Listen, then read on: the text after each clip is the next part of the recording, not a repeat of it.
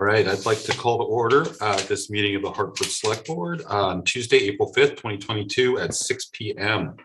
Our first order of business tonight is the Pledge of Allegiance. Would anybody like to lead us in the pledge? I'd be glad to. Pledge allegiance to the flag of the United States of America and to the republic for which it stands, one nation, under God, indivisible, with liberty and justice for all. Thank you. All right, now I'm going to close this portion of the select board and we are going to reopen as the local liquor control board. We have a number of renewals on the slate tonight. The first one, the Quechee Club, doing business as Murphy Farm, that was held over from last meeting. My understanding is that Brian Kelly may be He's here. He's here. Brian, if you'd like to speak to this permit, that would be helpful. Good evening, everybody. Thanks for giving me the opportunity to come and tell you a little bit more about the Quechee Club and the Murphy's Farm. I know the last meeting, there were some questions in regards to the outside consumption permit in regards to Murphy's Farm. So I thought I'd be here and available to answer any additional questions, but to tell you a little bit more about it. There's been some confusion in regards to the state's delineation and how we've operated over the years. And from what we can find, probably over the past 15 years, we've been operating off of this outside consumption the same way. So what we're asking for is just a renewal of our permit that we've been operating for. And Murphy's Farm is a unique location to our community. It's actually down by Lake Pineo and off of Murphy's Road. And there's a driveway that goes down to where Murphy's Farm is. And that's where part of the confusion is, especially with the state. And so when the questions were asked from the select board, we engaged the state. And so Tracy and I we're back and forth with the state. And where some of the confusion is the state is having a hard time understanding what that road actually is that goes off of Murphy's Road to the farmhouse. Mm-hmm. And really what it is, it's a driveway. And so if you go to the Vermont state transportation maps and see where the delineation of town roads are and state roads are, there is no designation of what that road is. The Quechee Club has maintained and plowed that road for over 35 years. The town hasn't had any responsibility and we're okay with that. That's our road and maintain that. So what the concern of the state was if we have outside consumption with the foot traffic going from the Murphy's Farm building across the driveway to where the Lake Pineo lake line is. And so the delineation, as you can see from the outside consumption permit, is listed on that documentation. And they denote that as the lake bank of Lake Pineo and inclusive of the Murphy's Farm building and the tent area where we host weddings in that building. And that's been the same for 15 plus years. And so I guess our request for this evening is if we can formally request that those permits be approved so that we can kick that back to the state. And that way we can work directly with the state to figure out what the compromise may be or whatever the game plan is. But right now, I guess they're waiting on us to get that on their table so that we can work directly. I can tell you that the state, Kim McLeod, has been on site this past month to do a walkthrough. They also did send another inspector down to take some photos. And so they're working on a plan with us directly to figure out what our next steps are for the Murphy's Farm outside consumption permit. I know there's 3 different permits for Murphy's Farm. It's the first class and the third class. So the first class is the beer and wine. The third class is the spirits and liquor. And then the third would be the outside consumption. And that's the third outside consumption is the one that's been in question. Okay. Any questions from the board or discussion? Well, I'll just recuse myself. Okay, we'll recuse. I'll abstain. Dan will abstain. So it sounds like if we do approve this permit, it'll go to the state and the state will make an ultimate decision on whether or not to issue it. That's right. Okay. Lanny? Mary, do you have anything? Oh, no. Lanny? Okay. So I want to stop a neighbor. So I was concerned about this and I drove down to Murphy Farm to take a look for myself. I live in Quechee, so not in Quechee Lakes, but so I did take a look at this. And the one thing that concerned me is that you've listed this for both sides and down to the lake for people to enjoy the area. Well, that's a huge area down there, and there's no real, what I would say, delineation of where the end of the area stops and starts. And you've got just detailed on this document and this one about where you're going to do the serving area. Right. And that's not consumption area. So one of the things that we as a board have to concern ourselves with is the consumption area, and consumption areas, according to law, are supposed to be a detailed area for that consumption. So how do you intend to have the consumption area spelled out for people, whereas you've only got serving area here? That's a good question, Lanny. So in the past 15 years, the delineation has been that lake bank and where the Murphy's Farm area is. And the way that we've been operating it, we do large 4th of July gatherings for our Quechee community. That green area, right where the lake bank is and where the tent is and where the Murphy's Farm building is where what we would call a natural delineation in regards to the property line and where the tree line is. And so there really is no public access into that area. What I have been talking about with the state is how do we more clearly define that to answer your concern? And that's something that we're going to be working with the state on moving forward. So coming out away from Murphy Farm, if you work way back towards Murphy Road, Yeah. There is the quasi gate. Yeah, I guess white you'd say. fence there. Yeah. White fence, all right. And is that the end of the area? Or because there's nothing to permit people from coming from the public area into the private area, or the private area going back to public area. Right. So that's the biggest concern that I have about this Sure. outside consumption, is that we are supposed to have a clearly defined area for the consumption of alcohol that's served on the premises. And I'm sorry, I do not see that here. Sure. No, understood. And that's what we want to work with the state on. Again, this is how we've operated for 15 plus years, and knock on wood, we have not had any reported incidents or issues with that. And that's what we're trying to work with the state on, to see if we need to clearly define that more. But all we're asking for is just to conduct business the way that we've done in the past 15 years. And question for Tracy, I believe we received something back from our acting public works director about this road, whether it is a town road or a Quechee Lakes road. Do I have sound, David? Yeah. Oh, okay. There's been some discussion back and forth with DLC and with us, and that lies with DLC, and they're going to need to do that work. It appears that we're having some confusion about what exact roads we're talking about. I didn't necessarily ask him, because if you all approve this, it still goes to the state to do that full investigation. And he's had some other priorities on his plate the last few days. Understandable. Okay. Lenny, I have a question for you. Do you have a sense of what you would feel comfortable in terms of a clear delineation of what's? I personally would like to see a roped off area or a fenced area between where the Murphy Farm road is, the paved area of the road, and the Murphy Farm area where along the shorefront is. That is my biggest concern, is to make sure that you don't have two-way traffic. If you want to have serving areas along the lake bed that's been mowed, I don't have an issue with that, but I want to see it drawn out for me and make sure that there is no infiltration of people either way. And the other thing I guess I would concern myself with here is is the Murphy Farm buildings open during special events that you have there? Is the driveway open? It is not. So we close that down for private events, and we because of COVID, we haven't been operating Murphy's Farm. Our goal is to reopen it for member use, doing fun, whether it's member events on Fridays and Saturday nights, but it's predominantly used as events for weddings. And so that's the only traffic that we see. And where is that road or driveway, as you call it, shut down at for special events that take place? Where do you shut it down at? Well, we actually have the parking go behind the Murphy's Farm building, so that nobody's coming in. Basically, where the sign where it says Murphy's Farm off the main Murphy's Road is, that's really where no traffic goes in after that point.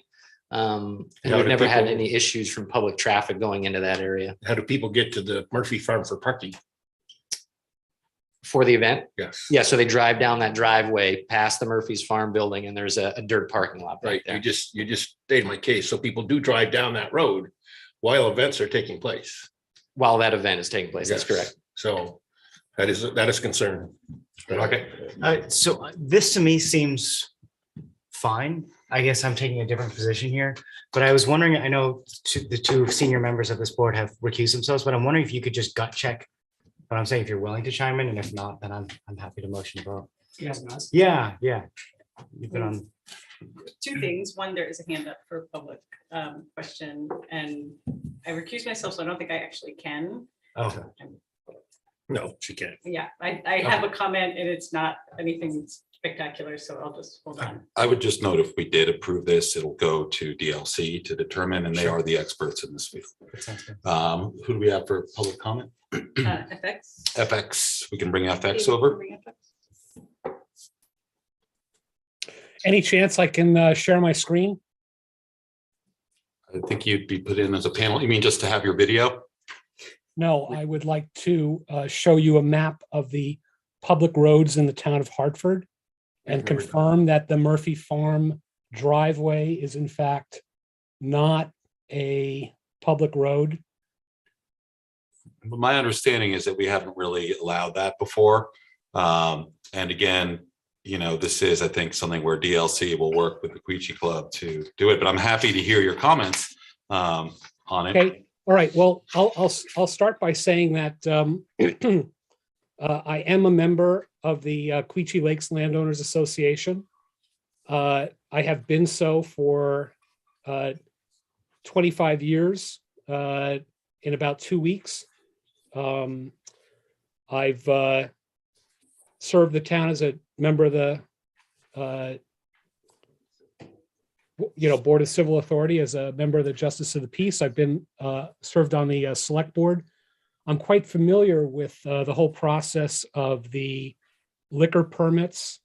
I'm quite familiar with the whole process of the Select Board signing off on what the roads are in town. I'm quite familiar with those maps. And I just want to say that that members of the Select Board should actually know how to look at resolutions that they have passed in order to get money from the state, signing off on the road map of the town of Hartford and what are and are not roads in the town of Hartford. It shouldn't even be a question that you need to ask of anybody in town. It's part of your official duty is to know that and recognize that. Anyway, the driveway to Murphy Farm is a driveway. Secondly, I have been to countless events on that property over the last 25 years, some with 50 people, some with 2,000 people. There has never been a situation where you have traffic going back and forth, during an event where they're serving out on the grass. What Brian was talking about is when Murphy Farm is open as a restaurant, then people drive in and park in the parking lot. And all the consumption is happening in the building. They're not serving outside at that point in time. When are they serving outside? They serve outside when there's a wedding and they have a big tent. And as you know, weddings at the Quechee Club and weddings at the Quechee Inn, which has a similar kind of layout, are very important economic functions in the town of Hartford. The big 4th of July party, we're talking about an event that is one that I would say the vast majority of Quechee residents go to. You'll have a couple of thousand people down there for the fireworks. The traffic, it gets nowhere near where the people are enjoying the cookout, having a beer, what have you. It's really unfortunate that the board doesn't have someone on it, from the Landowners Association. For many years, there usually was at least somebody from Quechee serving on the select board to answer some of these questions. I think that once the state winds up doing its analysis, it'll be back to business as usual, because business has been safe and good for the 25 years I've seen it. Great. Thank you. FX. More discussion? Mr. Chair, I'd like to make a motion to vote. Okay. I move that the board consider the renewal of Quechee Club, Inc., doing business as Murphy Farm, 79 Murphy Road, Quechee, Vermont, 05059, first and third class and outside consumption. Do I have a second? I'll second. All right, they have a second. Discussion? Lynn? So I'm going to vote no for this, not because I don't think that you can make this work with the Department of Liquor Control, but I know that one of the requirements that we have to do as a board is make sure that we have a detailed area, and Understood. so I don't see that. So therefore, I'm going to issue a no vote on this. But I believe that if you work with the Department of Liquor Control, you may be able to get something. But I don't have that in front of me, so I can't vote in the affirmative on this. All right. Thanks, sir. Lynn. All those in favor, say aye. Aye. Opposed? Nay. Nay. All right. So we've got 4 ayes, 1 nay, and 2 abstentions, or 1 abstention or recusal. Thank you. All right. Thanks for So your time. thank you so much. All right, so we've got some other ones here, and certainly we can open them for discussion. We can do them in batches, it looks like. So I could take a motion for B, C, and D, Tucker Box, Thyme, and Skinny Pancake, then Wicked Awesome Barbecue. Yep. One problem from my end, Tucker Box does still have their on-street dining. Okay. And they will not be able to do that this summer with the construction. You are able to redline that portion of their application. So to approve without Without the on-street dining. on-street dining. All right, so we will take that one separately. At least they did the last time I saw it. Kim's furrowing her brow. Because I don't think those applications are in this, were they in the last agenda? No, they're in this one, but we struggled with the sheer size. Like you have a 100-page okay. agenda without the liquor licenses in it. So we had to send those separately. Okay, so if we did move ahead on Tucker Box, I think it would be to approve it without the outside consumption, without on-street consumption. Tracy, is there any possibility that that might change for them? That if No. we deny it, that they would have to it would put them in a bad Nope. position? Nope. I take it that's because of the They can- construction projects. They just won't be able to. They can have the construction, they can have the sidewalk. And I spoke with Michelle at Tucker Box on Friday, and they are understanding that we're going to have construction down there, and it's going to be up to them whether or not they feel like it's a good time and place to put those tables out on the sidewalk. But we can't put the barriers up this summer because it takes a full day of basically most of the highway crew to move those concrete Jersey barriers. So we So can't they that. could have on sidewalk, but They can not have on outside, street. but not on street. Okay. So I think that would just be a motion to approve it without on-street dining or on-street consumption. That's the outside consumption. I think. So, Mr. Chair, are you just saying that we'd remove outside consumption or say outside consumption without on-street I dining? think it's without on-street because they can have a table on the sidewalk. They just can't have it on the street like they did in prior years. Can we split that permit? Yes. We can split. Yeah. You all can redline almost anything. You could tell them that they could only have 2 tables on their sidewalk if that's what you wanted to decide as the Okay. local liquor control board. And the Tucker Box owners, they are aware of this, I believe, right? Yes. I spoke to them on Friday, or I Okay. spoke to Michelle on Friday. And I spoke with Jackie. Okay, great. What, is there a point to redlining at all? Or are they gonna be physically impaired from doing that anyway because of the construction? Just in the event that, I don't know, construction cleans up earlier and they are able to do that, I would hate to. It could withhold put the us in a deferral. hairy situation of expectations that will allow that. When we can't allow that, it could put the town in a bit of a difficult situation. If the local liquor control board said yes to something and I have to disallow it, when the permit has the 5 on-street spaces. And construction's gonna go all the way through until it gets too cold this year. It's not gonna go early.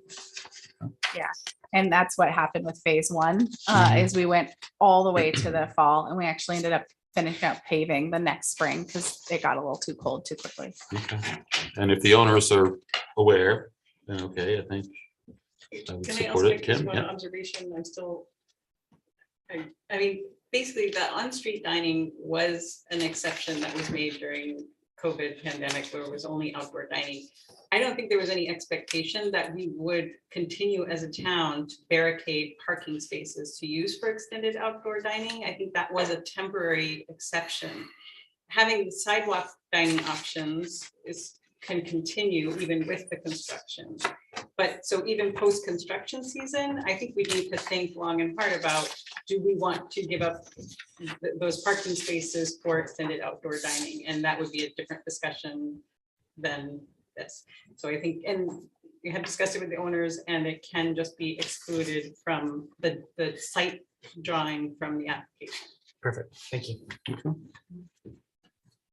Discussion, motion? I concur with Kim 100%.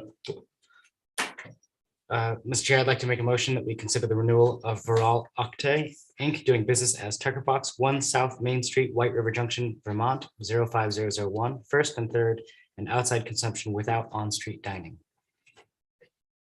I'll second. We have a second. right. Friendly amendment without on-street liquor consumption. On-street consumption. Without on-street consumption, excuse me. Amendment accepted. All right. Okay, well, all those in favor say aye. Aye. Opposed?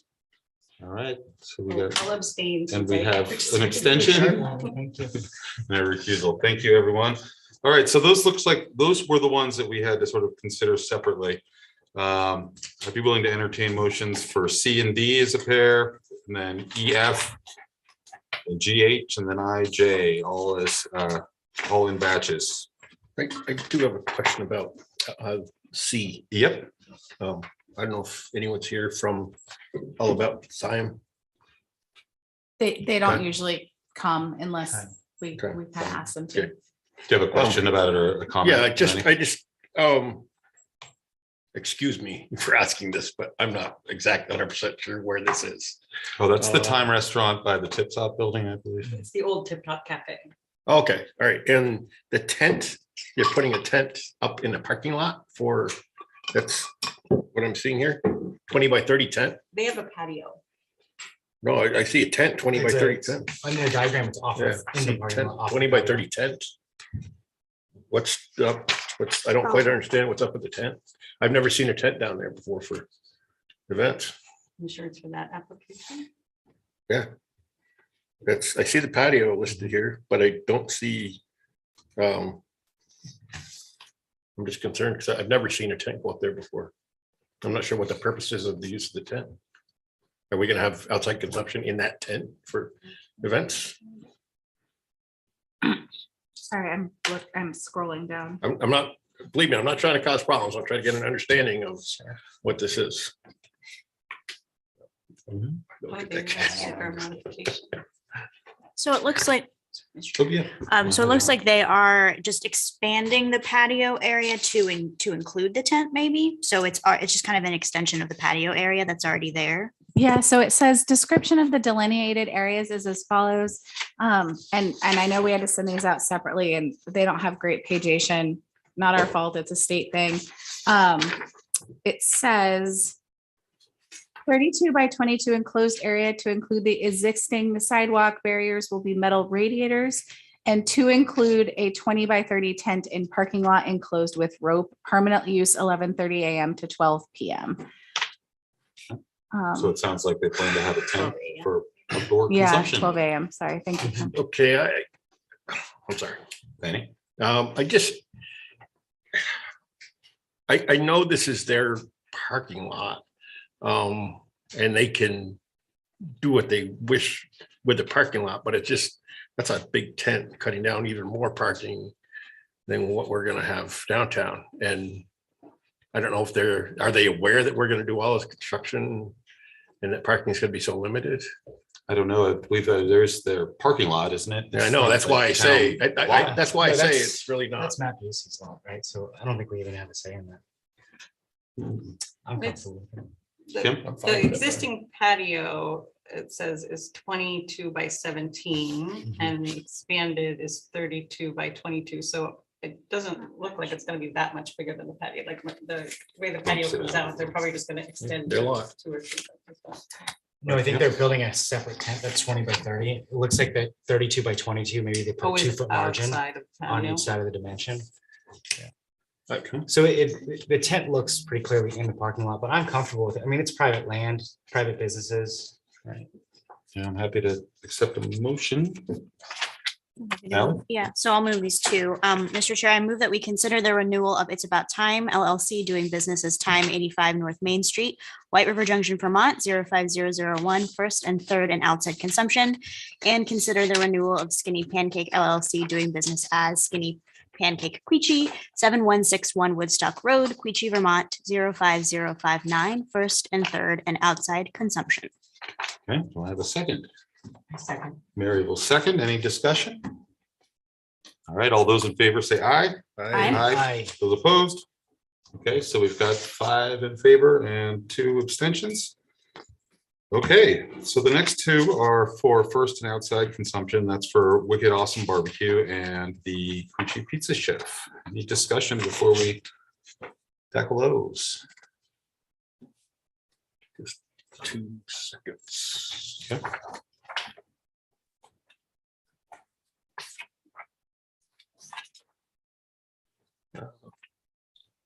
No, I'm all set. Joe set? All right, I'll entertain a motion. I'll make a motion. Okay, Mary. I move that we consider the renewal of Wicked Awesome Barbecue LLC doing business as Wicked Awesome Barbecue, 93 Beswick Drive, White River Junction, Vermont, 05001, first and outside consumption. And also consider the renewal of Quechee Pizza Chef Incorporated doing business as Quechee Pizza Chef, 5893 Woodstock Road, Quechee, Vermont, 05059, first and outside consumption. Thank you. Second. Second. Ally will second. And the amendment, we'll just move to approve the renewal, not consider it, even though the language says consider, it's very.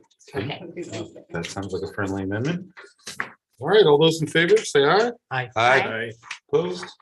All right, 5 in favor, 2 abstentions. All right, that brings us to the first and third renewals of both Floods Catering and Party Rentals and Simon Pierce. Any discussion on either of those?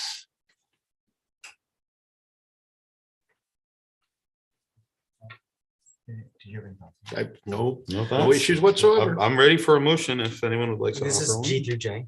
This is J through Through H. H. Oh, no, wait, hold on a second. Mr. Chair, I move that we approve the renewal of Blood's Catering and Party Rentals, Inc., doing business as Blood's Catering and Party Rentals, Inc., 1147 Hartford Ave, White River Junction, Vermont, 05001, first and third. And approve the renewal of Simon Pierce, US, Inc., doing business as Simon Pierce Restaurant, Main Street, Quechee, Vermont, 05059, first and third. Excellent. Do I have a second? I second. Mary will second. All right, all those in favor say aye. Aye. Aye. Opposed? All right, 5 in favor, 2 abstentions. That brings us up finally for second-class licenses. That's for Simon Pierce and for, what do we got? The Midway Oil Corporation. So one of the service stations. Any discussion? So make Yep, Lanny? like motion, that we approve Simon Pierce and US Incorporated doing business as Simon Pierce Glass, Main Street, Quechee, the Mill, Quechee, Vermont, and Midway Oil Corporation doing business as Midway Oil Corporation, 906 Hartford Avenue, Hartford, Vermont, 05088, 4 second class licenses. All right, do I have a second?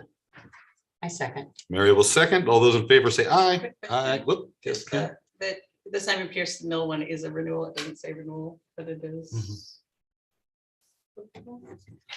Here's renewal. Yeah, I think they're all, Yeah. It's renewal. okay. Well, just again, all those in favor say aye. Aye. Those opposed? All right, so 5 in favor and 2 abstentions. All right, so we will end our foray as the local liquor control board. We will reopen as the Hartford Select Board. So the first item there is order of agenda. Any changes, any thoughts on that from people? Okay, so we will go to the select board section. So the first is public comment. We will start with people who are in the room. Then we'll take people who want to speak to us by Zoom. I ask that you address the select board as a whole and not any individual member, that you identify yourself and your town of residence, and that you refrain from any personal attacks. Looks like we have David Briggs first. Evening, David Briggs, White River Junction. Like to exercise my prerogative as a curious citizen and share with you also an experience I had yesterday. I walked from downtown over here across the Lehman Bridge, and I was struck by the state of disrepair of the sidewalk on that bridge. So this is not a complaint, it's just an observation and a report. And the question is, with all due curiosity, how does that ever get remedied before it becomes a material factor in the deterioration of the bridge? Curb and sidewalk is falling away significantly. It's only going to get worse. And I'm just curious, when we think about public works planning, capital improvements, and all related things, how it gets from the state that it's in to where there's a determination to budget it, design the remedy, and fix it. Just trying to be informed and offer that question on behalf of all my fellow citizens who might like to know. All right, thank you, Dave.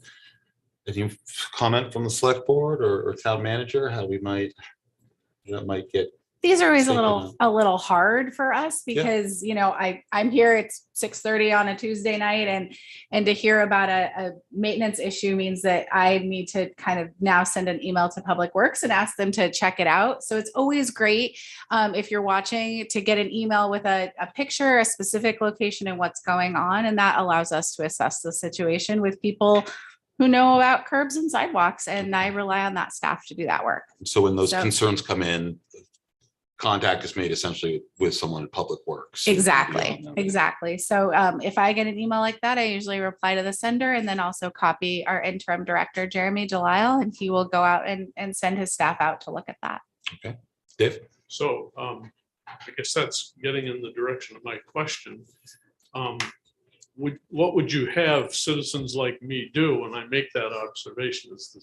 I don't want to tie this meeting down any Sure. more than necessary, but going forward, if I make an observation like that, would you prefer, speaking to you, Tracy, as a town manager, for me to say, oh, by the way, I made this observation and send you some pictures?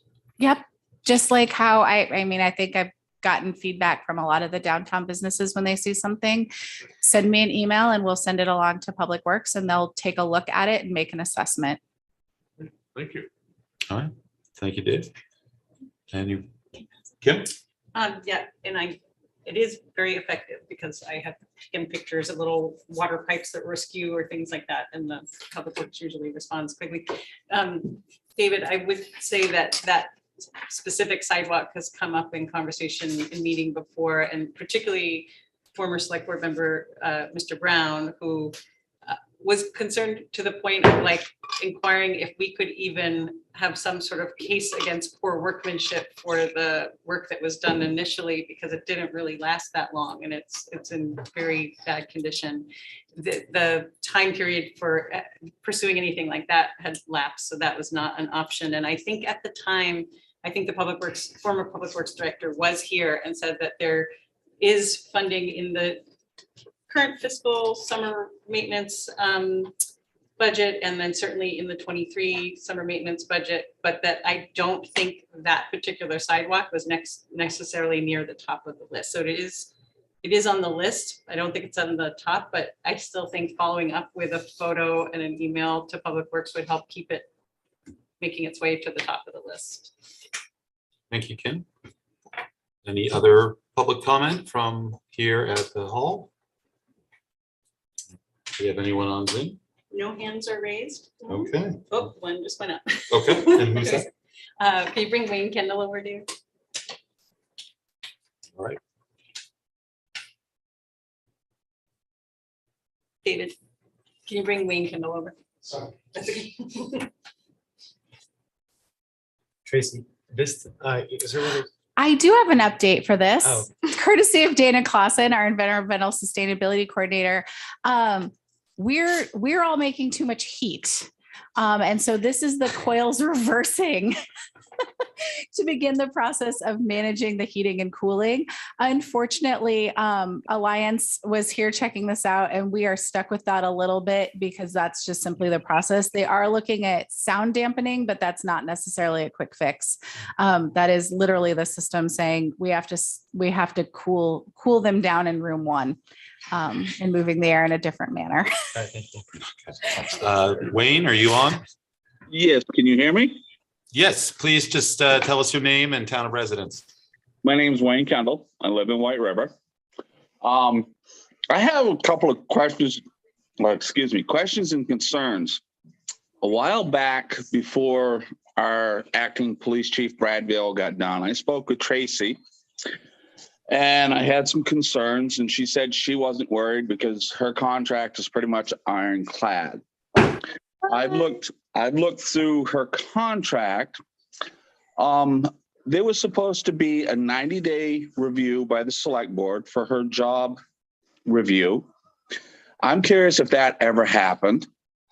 Second, in her contract, it states that the select board would hire a mentor to help her understand and do her job better. I'm curious if that position was ever filled for a mentor, and if so, who is paying that bill? And the third question, my grandson's saying hi to you folks. Hello. The third question is, why did it take so long for the town manager to go and approach Brad Vail and offer him the job as the chief of police after he'd already given his word and signed the papers to take the job at Berry City? Okay, thank you, Wayne. I don't know if we can really get into the personnel decisions, but I can tell you that the select board is undertaking an evaluation, as we were supposed to do. It wasn't done within the 90 days, and we were aware of that, but we have done that. We've also had, we're also going to have discussions about the role of the mentor for the town manager. So those are both underway. I know they're not within the contractual timeframes, but they are both underway. And again, I don't know that we can really speak to whether or not any position was offered to Chief Vail. Okay. I can speak to Mr. Vail because I spoke with him and Tracy when Kim was in Europe on vacation. Joe Major, and from what I understand, I think it was a state attorney, approached Tracy and asked why.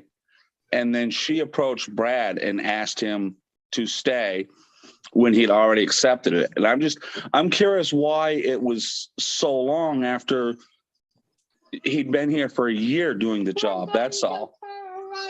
Okay, I still don't know that, we really speak about those sort of matters. I mean, that decision was up to the town manager. So it's not really a select board issue. Lanny? Yeah, thank you, Wayne, for your questions. We appreciate your concerns. The hiring of a police chief is wholly within the responsibility of the town manager. She has the ultimate decision on who she chooses or when she chooses to offer someone the position. So that is not within the purview of the board. So however she makes her decision, we can't question that decision. So that's where we sit right now, is that Brad has accepted a job elsewhere, and we are moving on with a search for a new chief for the town of Hartford. I think that's all we can say at this point in time. And I guess I would ask Tracy if the question about the mentor, do you feel at this point that you need a mentor, Tracy? Or I have a great group of folks that I rely on to bounce ideas off of and speak on a one-on-one basis. And I think that while in good faith that was presented by MRI, not being aware of the current situation of the low stock of town managers and the high level of work that town managers in Vermont are doing, it was a good idea, but I don't necessarily know that it's reasonable or feasible given the workload of all of my colleagues. And 14 months in, I've found my people that I use to ask questions to and to reach out when I need some assistance on something. And they've been very valuable. I don't know if necessarily compensating someone feels right or good in that situation, as we all give each other our time and our expertise in our various areas as we can. Thank you, Tracy. All right. Any other public comment? No other hands up. Okay, so we'll move on to select board comments and announcements. I'll start down this end. Kim and Dan, anything? I do have a comment. I just want to share that sort of with my business community hat on. We had the good fortune to interact with our new peer support advocate this week, in which there was an informal Zoom session scheduled to talk about what it's like for small merchant shopkeepers to interact with folks that might be having some sort of distress or challenging, navigating challenging situations with individuals. And we were also joined by Bobby Cormier, the police administrator, and Sergeant Kelly from the department. And then there were a number of, we were going to expand it and continue the dialogue, but it was really great to have the sort of introduction to Rachel Hobart, who's our peer support advocate through HCRS. And I think it's going to be a really valuable asset to the community, as well as Mr. Cormier said that they have selected someone for the liaison position of police social worker to replace Whitney Husong, who left. So that's really encouraging as well. And they're going to be doing some in-person visits to all over Hartford, not just in downtown White River Junction, but they're going to be doing some in-person visits to just introduce themselves and share their contact. And so anyway, that was a really excellent experience this week. Thank you. And, Larry, you got anything? No. Yeah, I have a comment. I've been doing a lot of department visits because I've been trying to catch up to speed to some of the more experienced members here. And I've been incredibly impressed by what I've seen. It's been super cool to visit all the departments. I didn't realize that a lot of staff who joined the town of Hartford actually have to take on second jobs because they take pay cuts to work for the town. So I kind of wanted to just share that with fellow board members as something that I was really moved by. I'm super impressed by. And then there's actually someone at Chip from DPW who just passed 30 years. I think it was sometime late last year. So I thought, oh, it'd be kind of cool to just acknowledge that. Sure. But I think that's really it for me. All right, thanks, Rocket. Lanny, anything from you? yeah, I just I was hoping somebody else would pick it up, but Kim Rocket, myself, and Tracy had the pleasure of attending a award ceremony at the Hartford Police Dispatch Facility last week. It was a great honor to be there and to share the recipients that received awards. Congratulations to all who did receive awards. And I strongly recommend that anyone who's on board to make yourself available for these. It's really good. And I also want to take the opportunity to thank all the officers and the dispatch personnel as a whole for the great job they're doing for our town. And everyone deserves an award within that department, I believe. But so thank you very much. That's it. Thank you. Thank you, Lanny. I do not have anything at this time. So we'll move on to appointments. And if you like appointments, we have a lineup for you tonight. We have quite a few.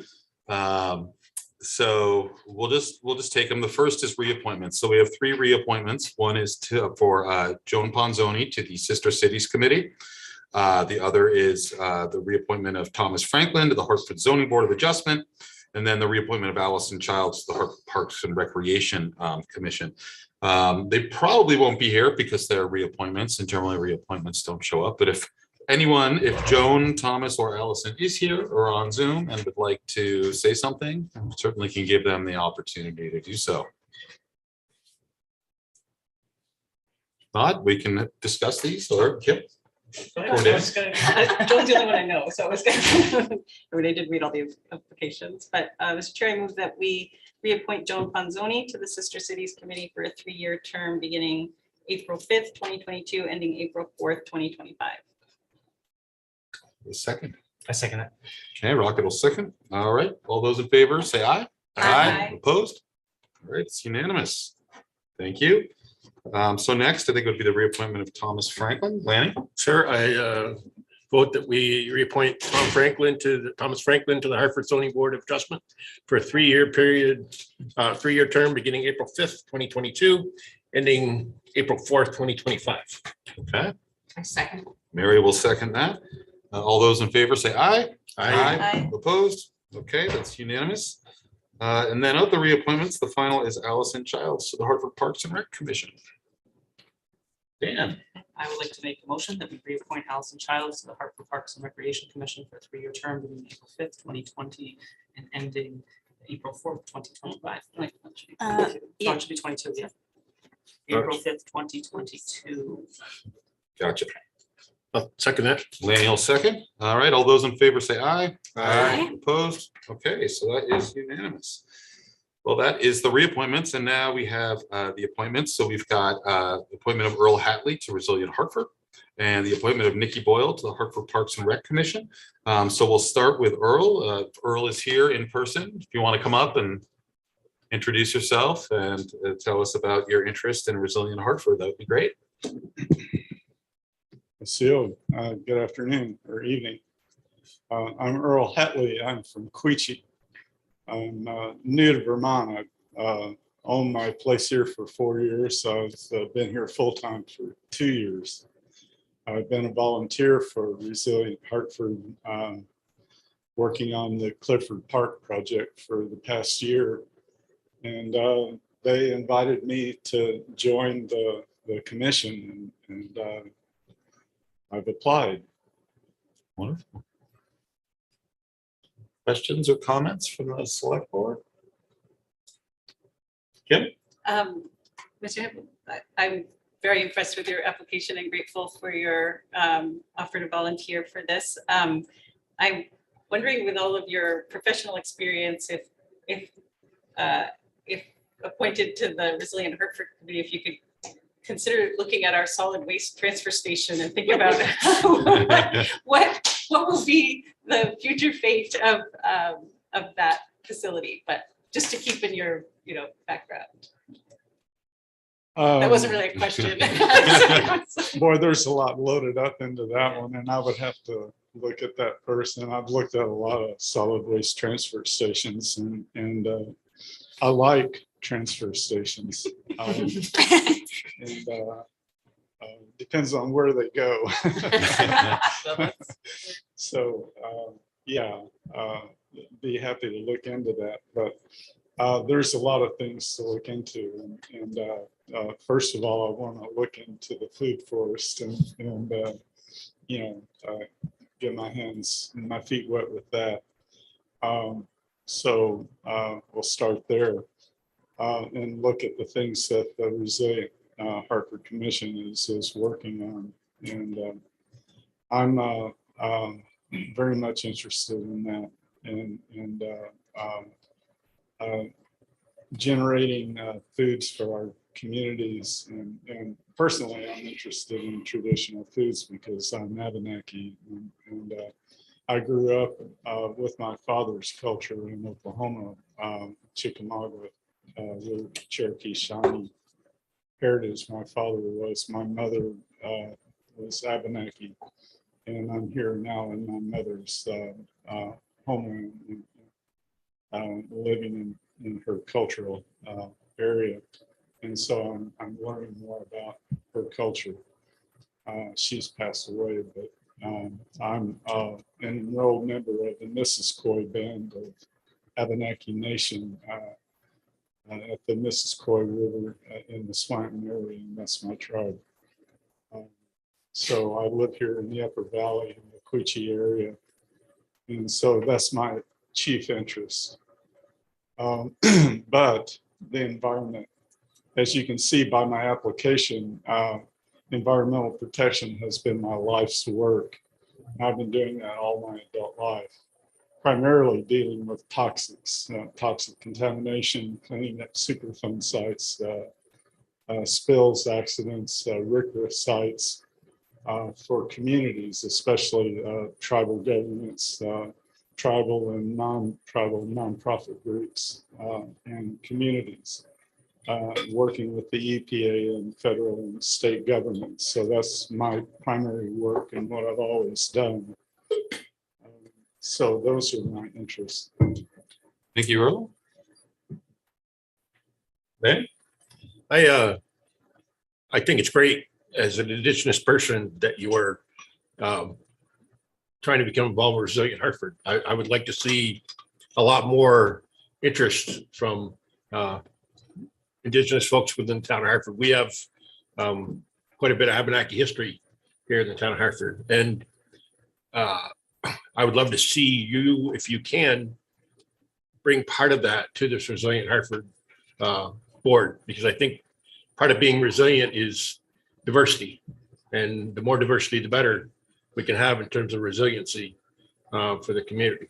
So I definitely support you as a candidate for this board. Thank you, My Lonnie. honor. Thank you, sir. Thank you, Earl. Mr. Chair. Ally? Oh, yep. I just wanted to speak in support of Earl's application, and I've been on Resilient Hartford since it was first formed, and I've worked in here and planted trees, but he may not put everything on his application. And I was like, whoa. Well, You're very lucky. to have thank you. Can you just state your name and town of residence? Thanks so much. Thank you both. Ally? So, Mr. Chair, I would move and be delighted to move that we appoint Earl Hatley to Resilient Hartford for a 3-year term beginning April 5th, 2022 and ending April 4th, 2025. I'll second that, sir. I think it's executive session or no? What's that? I thought we did this executive session. No, not for these No, no. appointments. I'll explain when we'll go into executive Okay. and what we'll look at. I'll second it. We got a second from Lanny. All right. All those in favor say aye. Aye. Opposed? All right. Thank you, Earl. Thank you for serving. All right, our next appointment is Nikki Boyle to the Hartford Parks and Rec Commission. If Nikki is maybe on Zoom. Lana, we can't hear anything. Oh, is it yourself? Or maybe he's for you as a panelist. She's on and David's promoted her to panelist. Okay, great. Is it possible to just sweat in silence? It could be, but we'd have to talk about the long-term environmental considerations of letting the building heat up too much in peaks and valleys, but I can check on it. It just like, it was really hard to. Yeah, I would Yeah. ask anyone who comes up the rest of the meeting to the microphone to speak loudly and clearly into it, just because it's difficult to hear over here with the air conditioning unit going. Cool it down, get some cross ventilation. Do you want me to? Hi, add Nikki. your panel? Hi. Thought I'm out there Welcome. sweating with you.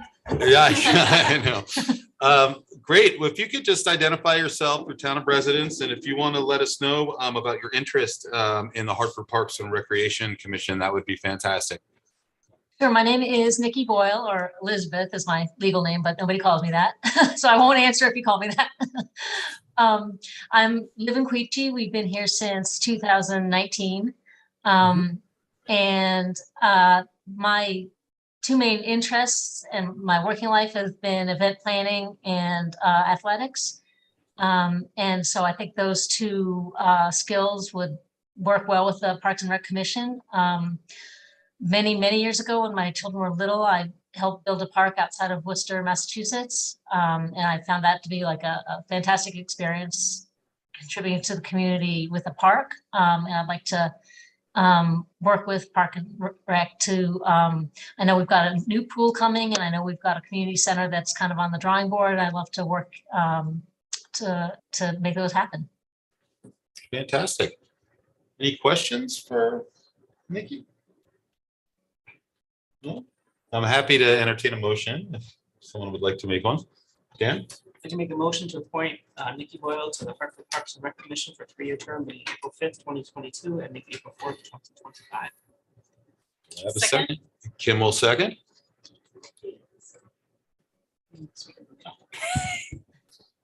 Yep, Dan made the motion, Kim made the second. All right, all those in favor, say aye. Aye. Opposed?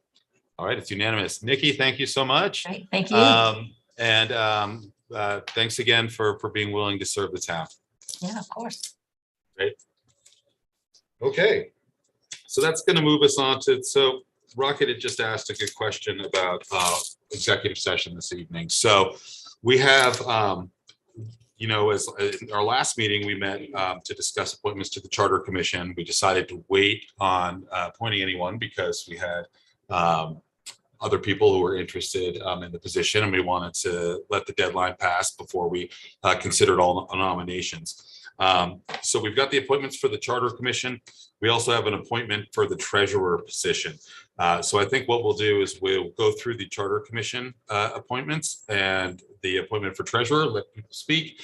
We'll then head into executive session and come back out. So again, held over from last meeting, we're going to consider the appointment of Lynn Bohai, Simon Dennis, and FX Flynn. We're also going to consider the appointment of Dan Knott. It's my understanding that Frank Klim has withdrawn his application for the Charter Commission. So we heard from Lynn, FX, and Simon last meeting, and there's certainly, if they'd like to say something more, that would be fine. I would see if Dan Knott is available on Zoom, and so we could ask him to come over. See him, yeah, I just sent him an email, but I don't have a phone number for him to see if he is able to join. I'm wondering if where are we at in the, I think we weren't expecting to be here till 7:15. So if he's not here, I wonder if we can jump ahead and come back. Maybe I'll get his phone number.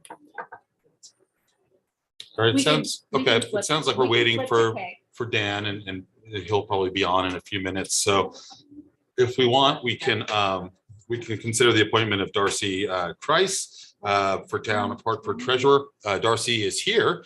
Darcy, if you'd like to come up and identify yourself, town of residence, and tell us what interests you about the treasurer position. Sure. Can you hear me okay? My name is- I don't think that mic is even on. Yeah. Hello? That mic is not on. Is it? It's feeding into the Zoom, but not to us. Okay. So my name is Darcy Kreis. I'm a resident of Hartford. Grew up in Wilder, left for a bit, have been back since 2005. I never thought I'd return to the Upper Valley, but I'm happily planted here. Been in healthcare since then.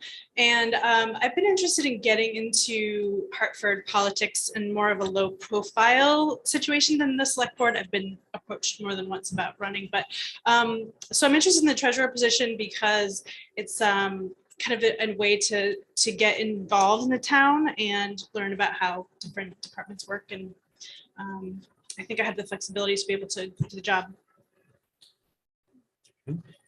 Kim. Hey, Darcy. Hi. I know Darcy a little bit.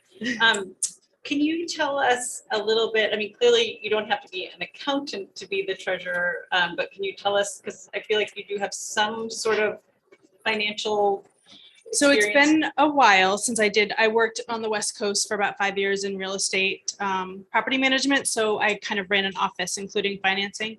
But in my role now in healthcare, I work in information technology. So I do a lot of project management, problem solving. Oh, that makes a difference. Written communication and oral skills. So I am a good learner, quick learner, highly educated. So I think it's something that I could take on. Any other questions or comments, Lanny? Where within your experience have you dealt with budgets to the extent that? the town's Like I budget- said, it's been a while since I have, but like I said, I feel like I'm highly educated, a quick learner, and I'm open to taking on the. challenge. Where in your past have you done this? Oh, in Los Angeles, when I worked in LA in property management, I ran two different offices, including operating the expense budget and finances. And what were the budgets? Dollar amounts? It's 20 years ago. I don't know. Okay. Have you had the chance to talk to Tracy about the position or John Clerkin? Or? I haven't yet. This all happened very quickly. Oh, okay. So I'm hoping to be able to speak to someone about, the more detailed about the job responsibilities. Thank you. Full disclosure, Darcy's a neighbor and on the board, and I approached her when we found ourselves in a situation where the town treasurer resigned, is retiring, and we learned that no one else is allowed to sign legal documents. So we, in order to get someone on this agenda, I approached her on Friday to see if she'd be interested, and she said yes. So we're just trying to fill a position so that we can get the money out and pay our bills as a town. So that's why we're here. Okay. Thank you very much, Darcy. And the dancer. All right, we're looking for Dan Knott. Wait, I'm sorry, FX has his hand up, Oh, which okay. might relate to Sure. Darcy. Yep. Darcy. Wait, could you wait 1 minute? Someone on Zoom has a question. It might be for us, it might be for you. But FX, you can go ahead. Yeah.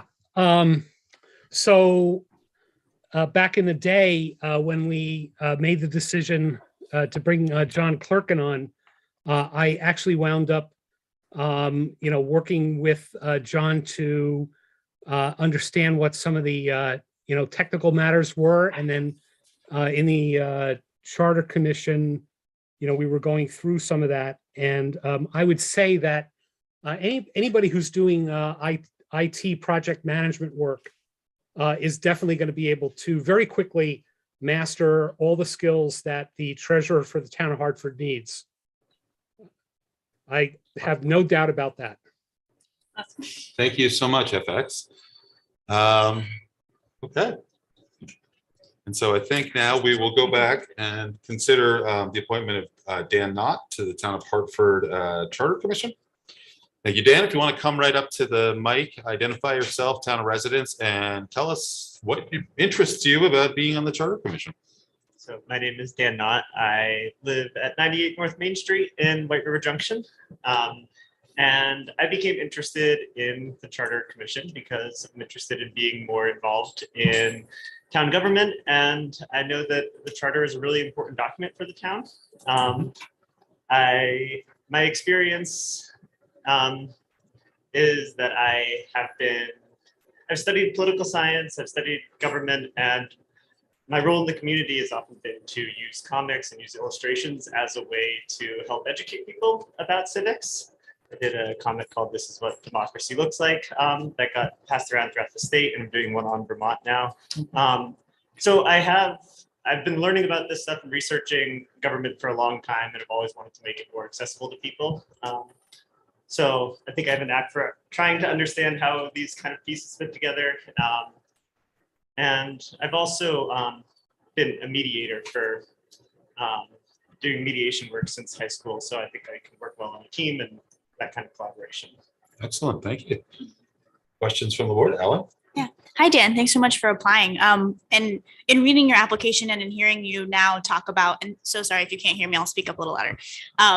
In hearing you talk about making complex topics accessible, that's something that I think was really resonating with me. I think I can imagine maybe all of us on the board are thinking about how to do that in terms of how to involve folks. Because it's one thing, to see an agenda and then to try to make sense of, what is that information? What does it mean? And I think that's a really exciting opportunity for the town charter, which is this very important document, but is a policy document, right? So I'm just wondering if you could speak to any best practices sort of you found or you've used in your work in terms of making complex topics accessible that you might think you could bring to the Charter Commission. Yeah, that's a great question. Something that I think about a lot, in addition to just doing sort of my own research. I have, a strong background in doing research, but I found that just actually talking to people who may be less familiar with it and figuring out like what's resonating when I'm trying to explain it to people, when we're having sort of conversations and going back and forth.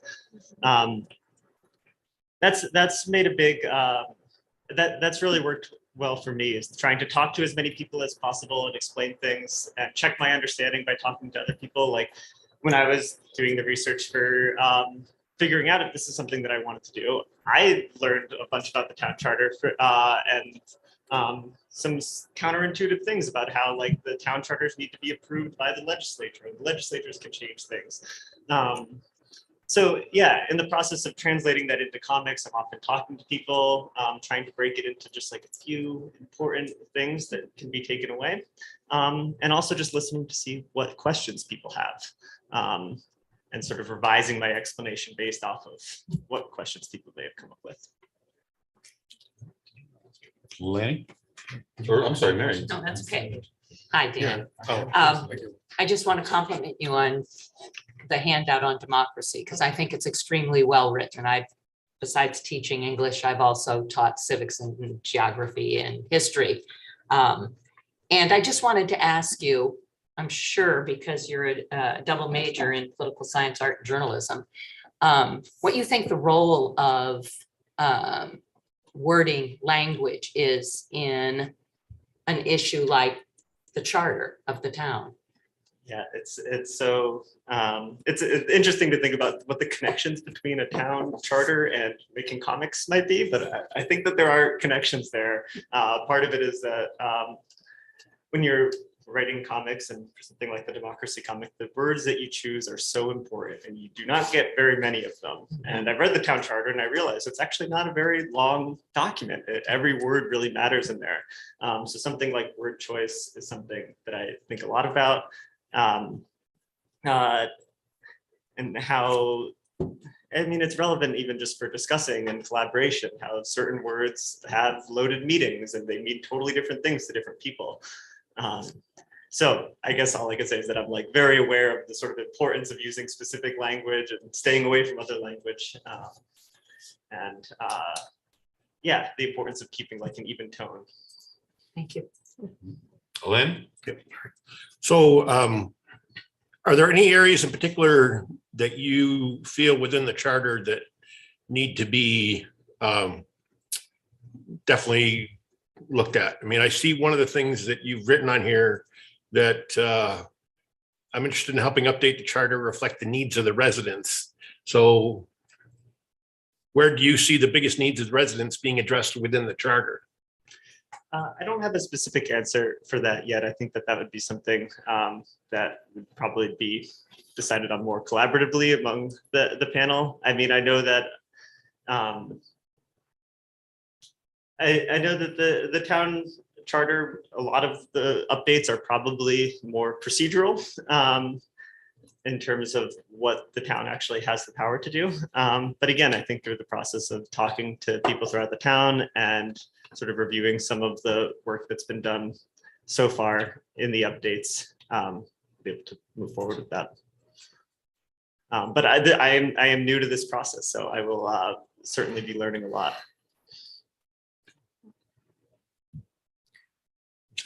Okay.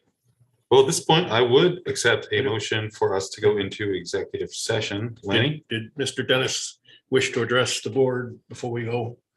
Simon, if you'd like, you can certainly address us again. No, I'm good. Thank you. Okay, good. All right. Thank you, Dan, very, very much. All right, I will take a motion to go into executive session. Me? Oh, If okay. anyone I'll wants make to. it. Sure, I'll do it. Yes. Mr. Chairman, I'd like to move that in accordance with Vermont's open meeting law requirements, I move that the select board enter into executive session to discuss the employment, appointment, or evaluation of a public officer under the provisions of Title I, Section 313(1)(3) of the Vermont statutes. Second. Second. Kim will second. All right, all those in favor say aye. Aye. Opposed? Okay.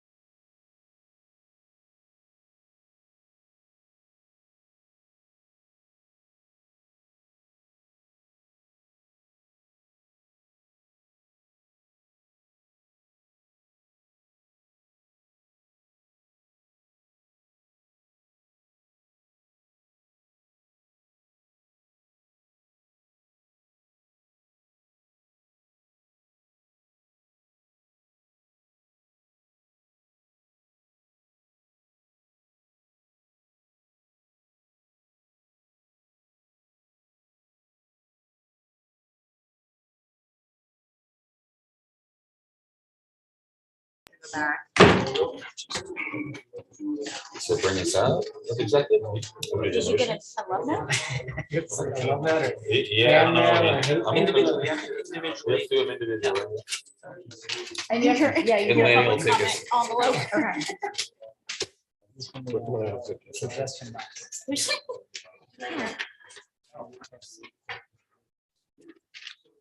I'm not sure how to make that motion. To come out of executive session? Yeah, I think you just moved to. Oh, yeah, move take to the come out select of. board out of executive Okay, session. Mr. Chairman, Yes, make the motion that we come out of executive session, come back into regular session. do we have a second? I'll second. All right, Ally seconds. All those in favor, say aye. Opposed? All right, we are back in session as the Hartford Select Board.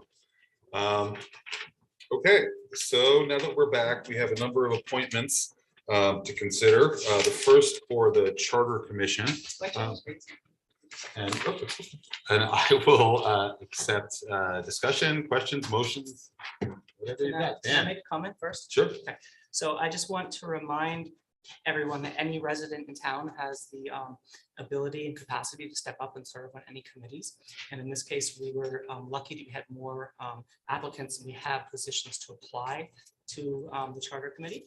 And I hope that however this falls out, that whoever is not selected to be on the committee in this position either steps up to serve in another committee and know that they are perfectly able and hopefully can share their expertise by coming and attending the Charter Committee meetings. Thank you, Dan.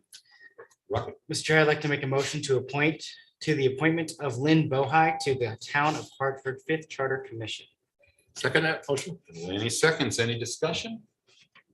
All those in favor say aye. Aye. Opposed? All right, that's unopposed. Thank you. Mr. Chairman, Yes, Lanny. I'd like to make the motion that we appoint Dan Knott to the 5th Hartford Charter Committee. Okay, any discussion? Do we have a second? I'll second. Ally will second. All those in favor say aye. Aye. Opposed? Okay, that's unanimous for Dan Knott. Kim. Mr. Chair, I move that we appoint FX Flynn to the town's 5th Charter Commission as the joint appointee for the school board and select board. Friendly amendment, Friendly amendment, Lanny? affirm the appointment. I would, think, because we are affirming it with the school board, so it would be affirm the appointment.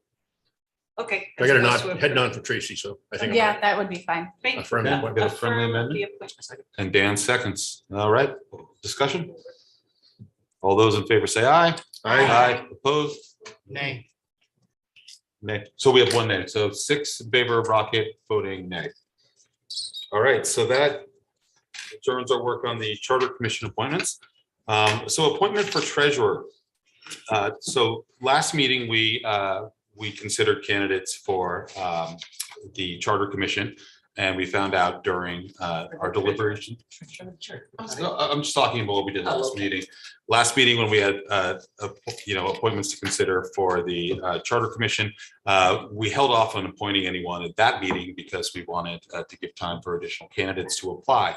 For the treasurer, that's the same thing. We have an additional candidate we'd like to consider, as well as Darcy's nomination. So we're not going to make an appointment for treasurer this evening. I'm going to tell you that there will be a special meeting of the select board Thursday night at 6 p.m. Here in this room to consider both Darcy's appointment and any additional candidates for the position of treasurer. This was the line of credit. And yes, and we'll get to that because we are not appointing a treasurer tonight. That will affect one of our agenda items later on, but we'll get to that when we're there. So that convenes the appointments portion. And so we have a break scheduled. Are people interested in a break? No breaks? All right, we're gonna power right through, I guess. Mr. Chair, could Yes. we maybe have a break after the town manager's report? Yes, I would like to do that. So we will have a break after the town manager's report, if everyone's okay with that. Just because we do have additional agenda items that might require some discussion. So with that, I will turn it over to the town manager for the report. Fantastic. I have some breaking news from the police department, and that Acting Lieutenant Scott Moody was receiving the Dartmouth Hitchcock Medical Center 2022 Unsung Heroes Award this morning. It is a award that's provided by all the child advocacy centers of both New Hampshire and Vermont at their annual conference. And Acting Lieutenant Moody was recognized for his dedication, compassion, and hard work on the many cases he assists them with each year. These are difficult cases. These are cases involving kids and in vulnerable situations. And Acting Lieutenant Moody handles that with such professionalism and kindness and compassion. He really is a regional leader in that area. And Scott was the only investigator, Acting Lieutenant Moody was the only investigator selected from Vermont, and only 2 investigators were selected from New Hampshire. So he was one of 3 awarded this 2022 Unsung Heroes Award. So it was great to hear that this morning. And he recently celebrated 30 years with the Hartford Police Department, and Lanny and Kim and Rocket got to see him get his longevity award, which we do give out typically at the holiday party. That has always changed. That has changed the last couple of years due to COVID. And some staff we're trying to figure out the best way to go forward that honors our staff, but also maybe honors the fact that people don't like to be in large groups anymore, maybe going forward. So we're looking at maybe more of a outdoor summer party. Really a lot of business going on at the town. You'll see some light updates from me, but we've been doing a lot of coordination and a lot of agenda coordination for treasurers and charter committees and all of that stuff in my office. So we've been keeping busy, making sure that you all have what you need.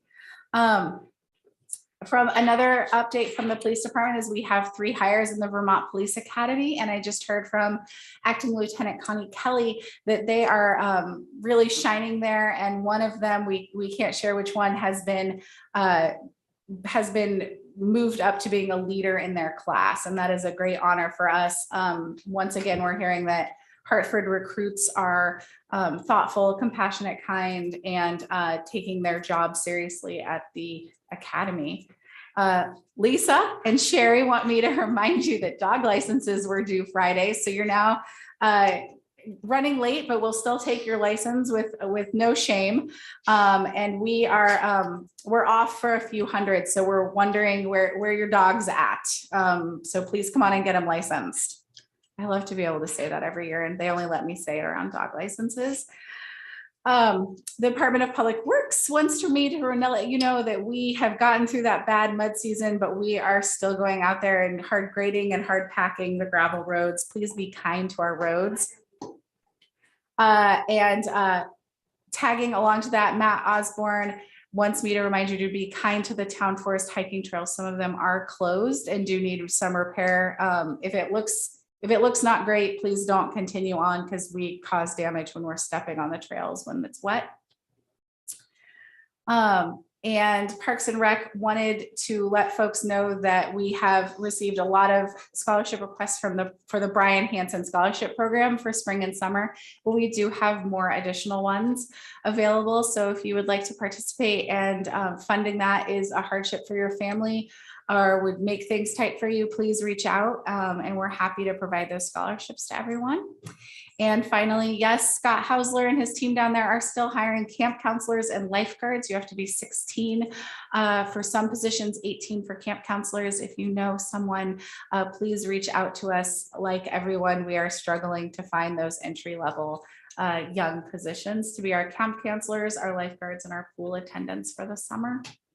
And finally, Joe Turner, our assessor, and Christina Tardy, our assistant assessor, you will see them out and about. They are doing inspections. They will have little Town of Hartford stickers on their cars on the passenger side. So if you think there's somebody creepy driving around, it's probably Joe and Christina looking at houses. Right. Happy to entertain questions or get some feedback on what you guys would like to see next time. Any questions, comments? Do you have any updates on the police chief search? Yeah, so in my town manager report, I just provided a short update that they are finishing up their stakeholder interviews. I think they have one or two more. And then they're finalizing the candidate profile. And that's the main hunk of thing that goes out to let people know what we're looking for. I'm excited because we'll get some feedback on those stakeholder interviews as well as those community surveys to kind of drive some information on the town. So they take the stakeholder interviews, they create like a ideal candidate profile, and then they send that, they distribute that. Is that the process? Yeah, so at that point, that and the job description are the two main pieces of deliverables, or the two main flyers that are going to go out. And that's what they post, is the candidate profile and the job description. What can you give me a sense of like what the full arc is? Like at what point do we get like what date do you think we would hire a chief, assuming we get a good list of candidates? Yeah, once those that we're in the squishy part of the timeline, and that, you know, they're producing a deliverable for us, and they're doing their work, you know, and with all the constraints of the modern era these days in terms of staffing. Once that is finalized, they proceed with the recruitment process, and for positions like this, we let them percolate for about 3 to 4 weeks. Because you want people to take time with their application. And also most of these people are going to also have another job that they like. So there's some thinking going on those candidates as to, you know, preparing all of that information for us. And when that happens, then we'll begin to move faster and faster. So it'll take IACP a couple of weeks to do their initial walkthrough of the candidates once that closes. And then those finalists come through for interviews, and those are scheduled pretty quickly. So it'll probably be another, I'm going to ballpark here, 4 to 6 weeks once they close that hiring and that recruitment. So they're finishing that squishy phase. They'll have that for you or to distribute within the next couple of weeks. Yeah, and So then we'll maybe actually be working on hard deadlines of, this will be, you know, we're closing Due the dates. recruitment on this date, we're Yeah. scheduling interviews on this date, we're reviewing on this date, Okay. this is getting to you. So like maybe early summer, is that sort of a general time? I'm not trying to hold you to a specific thing, but I'm trying to get a sense of for myself. Yeah, you know, until they're done there, and I usually check in with them on Fridays, so we're a little behind on the curve for me on that one. I wouldn't know, but I think that still holds. That was one of the original timelines, was early summer. Okay, great, thank you. Delaney? Is there any update? I've seen it in the wire come across, do you have anything for updates as far as ARPA funds and uses of such? Yeah, it's sitting on our tentative things to talk about for May. And that's because we really want the state to get their act together in terms of how they're going to be disseminating the state ARPA funds, as well as the infrastructure funds and any funds related to transportation or climate in this budget. So if memory serves, we're going to have an informational item, either the first or second meeting in May, to talk about as that closes. VLCT advised us that that will solidify a little bit more at the end of April. And their advice to many of us in the town managers grouping was to hold off on making decisions on that money until we saw where the state was laying down money for things like bridges, infrastructure, broadband, and those sort of initiatives that are taking place right now. So we, in addition to not knowing where we can spend it, we don't even know how much is coming. So the criteria for spending actually opened up so incredibly broadly that we are free to generally spend it on whatever we want. I say that saying that if you want to buy everybody in town a giraffe, I'm going to have to say that I don't think that's the best use of funds. I also don't think we should get a Ferris wheel, but we can. We have been given the leeway through the Department of Treasury to allocate, this is going to get a little nerdy, up to $10 million, which we didn't get more than $10 million. We have, less than that. Cities can allocate up to $10 million to lost revenue and basically dump that into their general fund to account for revenue lost during COVID. So, i.e. infrastructure projects. I.e. we could do, honestly, we could buy everybody a giraffe. We could do whatever we want with it. So, that with that freedom though comes with a lot of talking and decisions that we have to make. Hence why when that came down, VLCT said, stop and see what the state is going to do in terms of transportation. Many thanks to Dana Clausen. He's the one who's kind of taken this on. He was doing it for climate work. He's now keeping a track on all of these at the state level for us and providing some regular email updates to the staff saying, this is what they're looking at. This is where the things are moving. Or you can save the draft and we'll put it in the sidewalks instead. Okay, let's take a break. 10 of.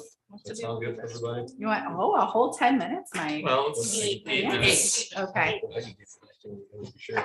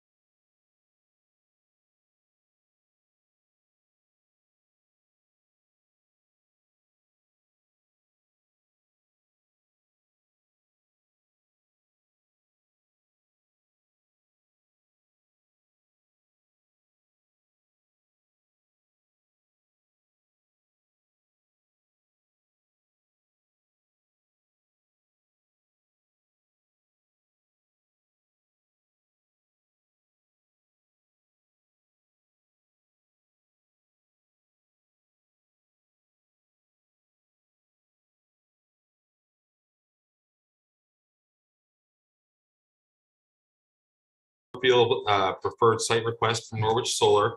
It's my understanding, just as a general matter, that whether or not the solar array is ever installed or approved, that's not really a select board decision. That's from the Public Utility Commission, I believe, just so we know that. But Norwich Solar, we have a representative here who'd like to come up to the mic and just introduce yourself. Unless Did it's you want easier to to. share some visuals as well, or I offered earlier? So you have your package there, and Yeah. I'm happy to display things if helpful. And so my presentation is We'll very switch here. short. Okay. I'm answering questions, but if Is this information only? No, there's a motion to grant approved. There should be a motion to grant preferred sites. I don't see it listed on the agenda as a motion, so Hold on. there is no motion on the agenda. We didn't have any of those listed as motions. I'm so sorry. We don't have to. It is a courtesy, so we can go forward with making decisions tonight. And what do you, at the end of this, what is it you're looking for motion, just to see if we can parse that out? Well, there's also, I think it's on page 42, right? There is a designation that we would sign, or the chair would sign, granting preferred siting designation under Rule 5.100. So I imagine the motion would be that we designate this, or we designate this project as a preferred site. We wish to designate the location as preferred site under section 5.103 of Rule 5.100. I think that would probably be the motion. Sorry, sir, what page is it? 42. It's 42 on the one I have. It's after one of the main maps.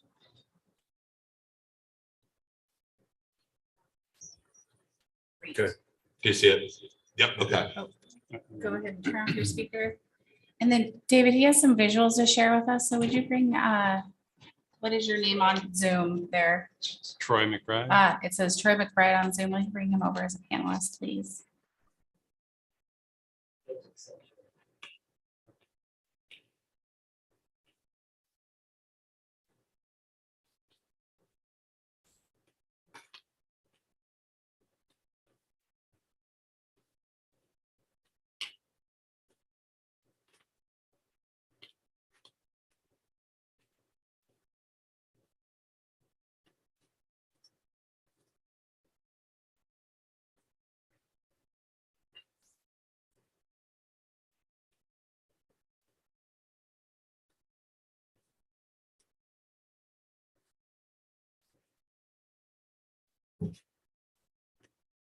Okay, whenever you're ready. Okay, well, thank you very much for taking the time to hear about this potential solar project. I'm Troy McBride of Norwich Technologies. We're just across the bridge there. Our office is at 52 Bridge Street and 15 Railroad Road.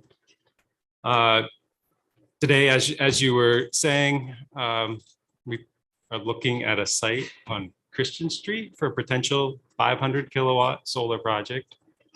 It's a net metering or community solar project that would provide credits to Green Mountain Power customers. 500 kilowatts is about the size of a medium-sized school.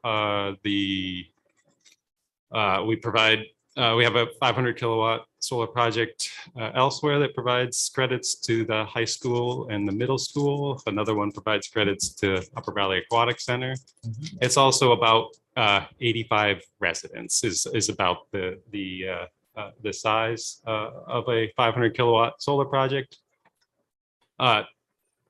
We've met with the Planning Commission several times as part of this process. As you were talking about, the process is a state permitting process called Section 248. It's about a year-long process. It involves a 45-day notice to all of the abutters and all of the town and state agencies that are stakeholders. And then it has a full application. The full application includes testimony from environmental specialists, historical, aesthetic, civil engineering, and legal, and a number of other entities. It's about a 200-page application. You'll be a party to both that 45-day notice and can provide comments on that, and as well a party to the full application and can provide comments on that, as well as welcome to provide comments directly to us. This is added in 2017, was a local process to bring communities into defining their renewable energy goals. This part of the process is the letter that we're looking at here, which is termed a preferred siting letter, which would say that this site is suitable for solar and conforms to the town energy plan. That's the request here, is to authorize the chair to sign that letter. The Planning Commission has authorized the Planning Commission chair to sign, and then there's a third party that would sign that letter. That's the Regional Planning Commission, or Two Rivers out of Quechee Regional Commission. I provided you 42 pages of information, but also really here to answer questions and provide any information that you or other people are interested in. There's a few highlights on this first page. Just this is a 57-acre property. It's for sale by Norwich Associates. We have it under contract to purchase should we be approved to install a solar array. The solar array itself is about 3 acres, and the area of disturbance, the clearing to provide this array with, so it'd be unshaded, is about 11 acres of the 57 acres. We would leave the remaining acres under open to the, and all the acres open to the public for recreation. And it has a state mandated decommissioning at the end of the project. So this is a temporary solar installation. When it no longer produces solar, it's mandated to be removed. And then I just provide on the right-hand side some of the equivalencies. This produces about 1 million kilowatt hours a year, which is the equivalent of about, as I was saying, 85 homes of energy use. It is similar to the carbon sequestered by about 850 acres of US forest, or 1.7 million miles driven per year of an annual passenger vehicle. And I just have a couple questions, and I'll open up for the select board. So first, I think is that we have heard some concerns from people about the array itself and the installation, clear cutting, things like that, or whether there's a better use for that kind of parcel of land like within town. So my understanding is if we do give you preferred site designation, this basically just moves your application along. We do not actually decide whether this gets built, right? That's for the Public Utility Commission, right? that's correct. Yeah. And during that process, there is an opportunity for concerned citizens to raise any objections about things like the clear cut or the town climate plan. Right? That's correct. And any other questions or concerns can be addressed through the Public Utilities Commission process, as well as support and testimony from expert witnesses. Okay. And the last question that I have is that this is currently like private land, right? This landowner presumably could do what they wanted with it. Within reason. I mean, they could build a house there. They could do whatever they wanted, right? They would, yes, come for a permit for other development projects. Correct. It is private property owned by Norwich Associates, and it's approximately 57 acres and was or is for sale. Okay, great. Questions from the select board or comments? Kim? I have Or Mary? just a quick question. From the time that if we voted to give preferred siting, how long before the PUC grants permission? it's as early as 6 months, but typically about a year. This would be a 2023 project. Okay. Thanks, Emily. I was curious about a couple things. I reached out to the Planning Commission and the Energy Commission to get some feedback. I glad to see Eric here and hope to get some of his feedback as well. I'm curious as to why you think this is a preferred site in terms of like a commercial venture, as opposed to, you know, granted, like Mike said, it's a private property. If this person wanted to clear cut it and put a McMansion or whatever they wanted, if they could get the permitting for it, then that would be their option. So why do you like this site as a Norwich Technologies person? Yeah, that's a good question. And so I'm going to go off on a little tangent, which is Vermont produces the least electricity of any state. We produce about 42% of our own electricity. We import over $2 billion worth of energy every year. And so we really have a responsibility, in my opinion, to produce more clean electricity. And how do we do that? Primarily through wind and solar. Wind has been effectively killed in the state. And so it's primarily through solar these days. And if we're going to do solar, it has to be near three-phase power, which is necessarily in commercial areas or along highways and routes. And so this is an area that is near three-phase power that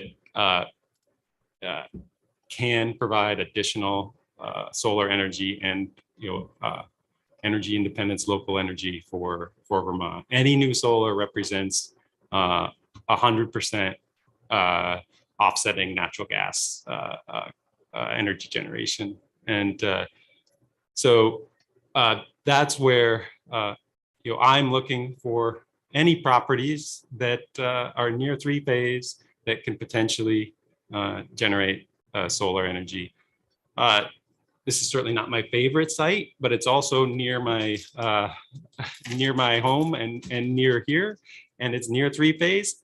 And a lot of people dislike looking at solar. Like we talk about solar in a number of places that are more visible, and we get strong opposition to that. This is a site where it'll be fully screened. It's also Vermont is 79% forested, and we're talking about areas near three-phase power, near commercial areas that were almost assuredly cleared in the 1800s that are opportunities for either development for housing or development for clean energy. So I see this as a site that's certainly not my favorite site in any sense, but it's a good site, and it's crucial to our world that we take responsibility and generate more clean energy in Vermont and get above 42% and hopefully 100% or more clean energy generated in our state for our state. I have two more quick ones. One quick, I think, if the decommissioning part is sort of part of the contract, but that doesn't happen for. It doesn't happen until the solar project is no longer selling power. And who's responsible for that? Like if Norwich Technologies. It's a state mandated, so whoever owns it is responsible for it. Whoever owns the property? Or whoever owns the solar project. Solar.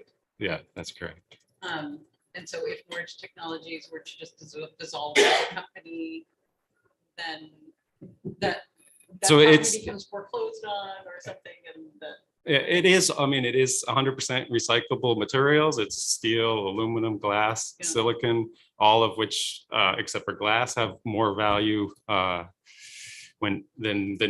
getting from virgin materials. So it is recyclable materials that have value. But yeah, it's the responsibility of the owner. It does generate value. So there's no reason you would not want to own it. But I can't predict the future, and I certainly hope we're not going bankrupt. Me too. I know. And then the other question I had was, does the Public Utility Commission, I don't know a lot about that, like, do they have goals and emissions? Like, you know, when we've heard a lot of feedback about how this can seem counterproductive to the goals we have in the climate action plan, and just in terms of the deforestation part, like, do you know if the Public Utilities Commission will be like looking at this through those kind of lenses? So the Public Utility Commission is a quasi judicial body, and so they follow regulations from the state legislature. The state legislature sets the rules, and then the agencies provide the testimony. So it's more of Vermont Agency of Natural Resources that would provide that sort of input, as well as the legislature. That answers my question. Thank you.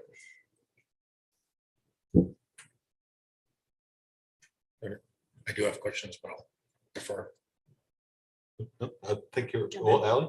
Yeah, and Troy, I think maybe you mentioned this in the way of that, that it works with sort of a credit system. So I think it might be helpful to, as maybe a layperson with solar technology, to better understand like what entities this would benefit, like where the power goes, not getting into the fine details, but just essentially who benefits from this in the sense of like who's actually getting power or those credits, or how that works. And is would that be include folks actually in Hartford? Yeah, so it's called the net metering program, and it's remote or virtual net metering. So the credits are assigned on a percentage basis to customers in Green Mountain Power territory. So Green Mountain Power customers, it can be residential, it can be businesses. You know, there's a lot of businesses in Hartford that we provide credits for, the Upper Valley Haven, Upper Valley Aquatic Center, the Twin Pine Housing, and then the high school and middle school, and a number of other businesses. There's some businesses that have solar on their own property, but many of the downtown businesses in White River Junction receive credits from offsite. It's and then as well individuals. We match customers with projects when they come out of the permitting. So again, that's a between 6 months and 24 months process, really depending on how that proceedings go. And so we do not assign particular customers. Right now, all of our customers are Vermont dairy farmers. We have about 7 500 kilowatt projects worth of Vermont dairy farmers that will go, but by the time this project is done, it's likely that we'll be on to new customers. We do offer community solar where individuals can buy panels in solar arrays. That doesn't necessarily mean it would be in this particular solar project. It would be on whatever project became available at the time that we had enough customers buy panels. I don't know if that helps your, but we're always looking for customers in Hartford and beyond for solar who want to receive solar credits. Can I, so I want to follow up just to clarify that I'm understanding this. The credits really, these are, it's a sort of an opt-in program where people who are purchasing power through the utility are opting to purchase credits through the solar facility, right? That's correct. That's correct. And so it's not like the actual kilowatt or the power that's traveling from the solar field to their home, but rather that goes straight to the utility. They're opting in to pay a higher rate because it is solar rather than wherever fossil fuel. Or they're receiving a tax credit for participating in that? No, so it's strictly a credit on your electric bill per kilowatt hour generated from the solar. Okay. And then typically the customer will save a little money from doing that. I believe the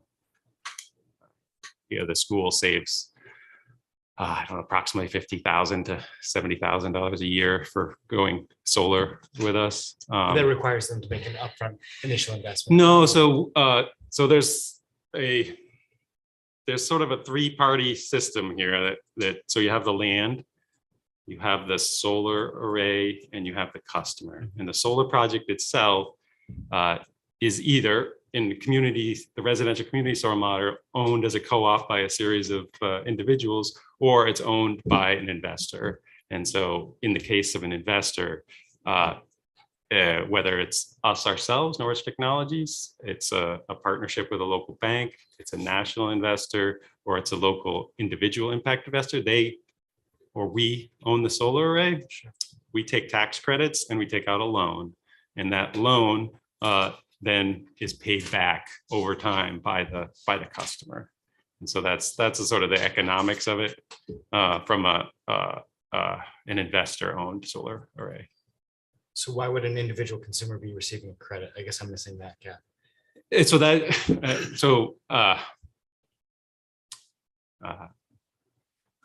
the solar project. Yeah. So I'll just use a specific example, which is a solar project for Kinney Drugs. So we have a solar project. Kinney Drugs has sites throughout Vermont, and we work with Mascoma Bank and Norwich Technologies own that solar array. That solar array is located in Fairleigh, Vermont. We own that solar array. It's about a $2 million project. Mascoma Bank receives some credits, some tax credits, and pays a little bit less federal taxes. We take out a loan for the remainder of the project with Mascoma Bank. That loan is whatever, $1.5 million. Now we have to pay back that loan over time. The solar array generates electric credits that are given or provided on a percentage basis to a series of Kinney Drug stores. And so Kinney Drugs receives approximately $150,000 off their electric bill each year from these credits. The solar project's generating credits that go to Green Mountain Power. Green Mountain Power provides credits on their bill to Kinney Drugs. But Kinney Drugs doesn't get that $150,000 for free because they didn't pay any money. They didn't pay any money up front. We paid all the money up front. We took out the loan. So then they pay us $130,000, $140,000 a year. They save 10 to 20,000 by going solar, but we pay that. We get that money in, and then we use that to pay off our loan to Mascoma Bank. So that's, I know it's not getting into the detail, the weeds here, but that's, we're getting a little bit yeah. off Can I this. just to make sure I'm following you? Yeah. So this is Kinney Drug just paying Green Mountain Power, and Green Mountain Power is paying No, some? No, Kinney Drugs is receiving credits from Green Mountain Power. Green Mountain Power is receiving solar from us. We're receiving payments from Kinney Drugs. Okay.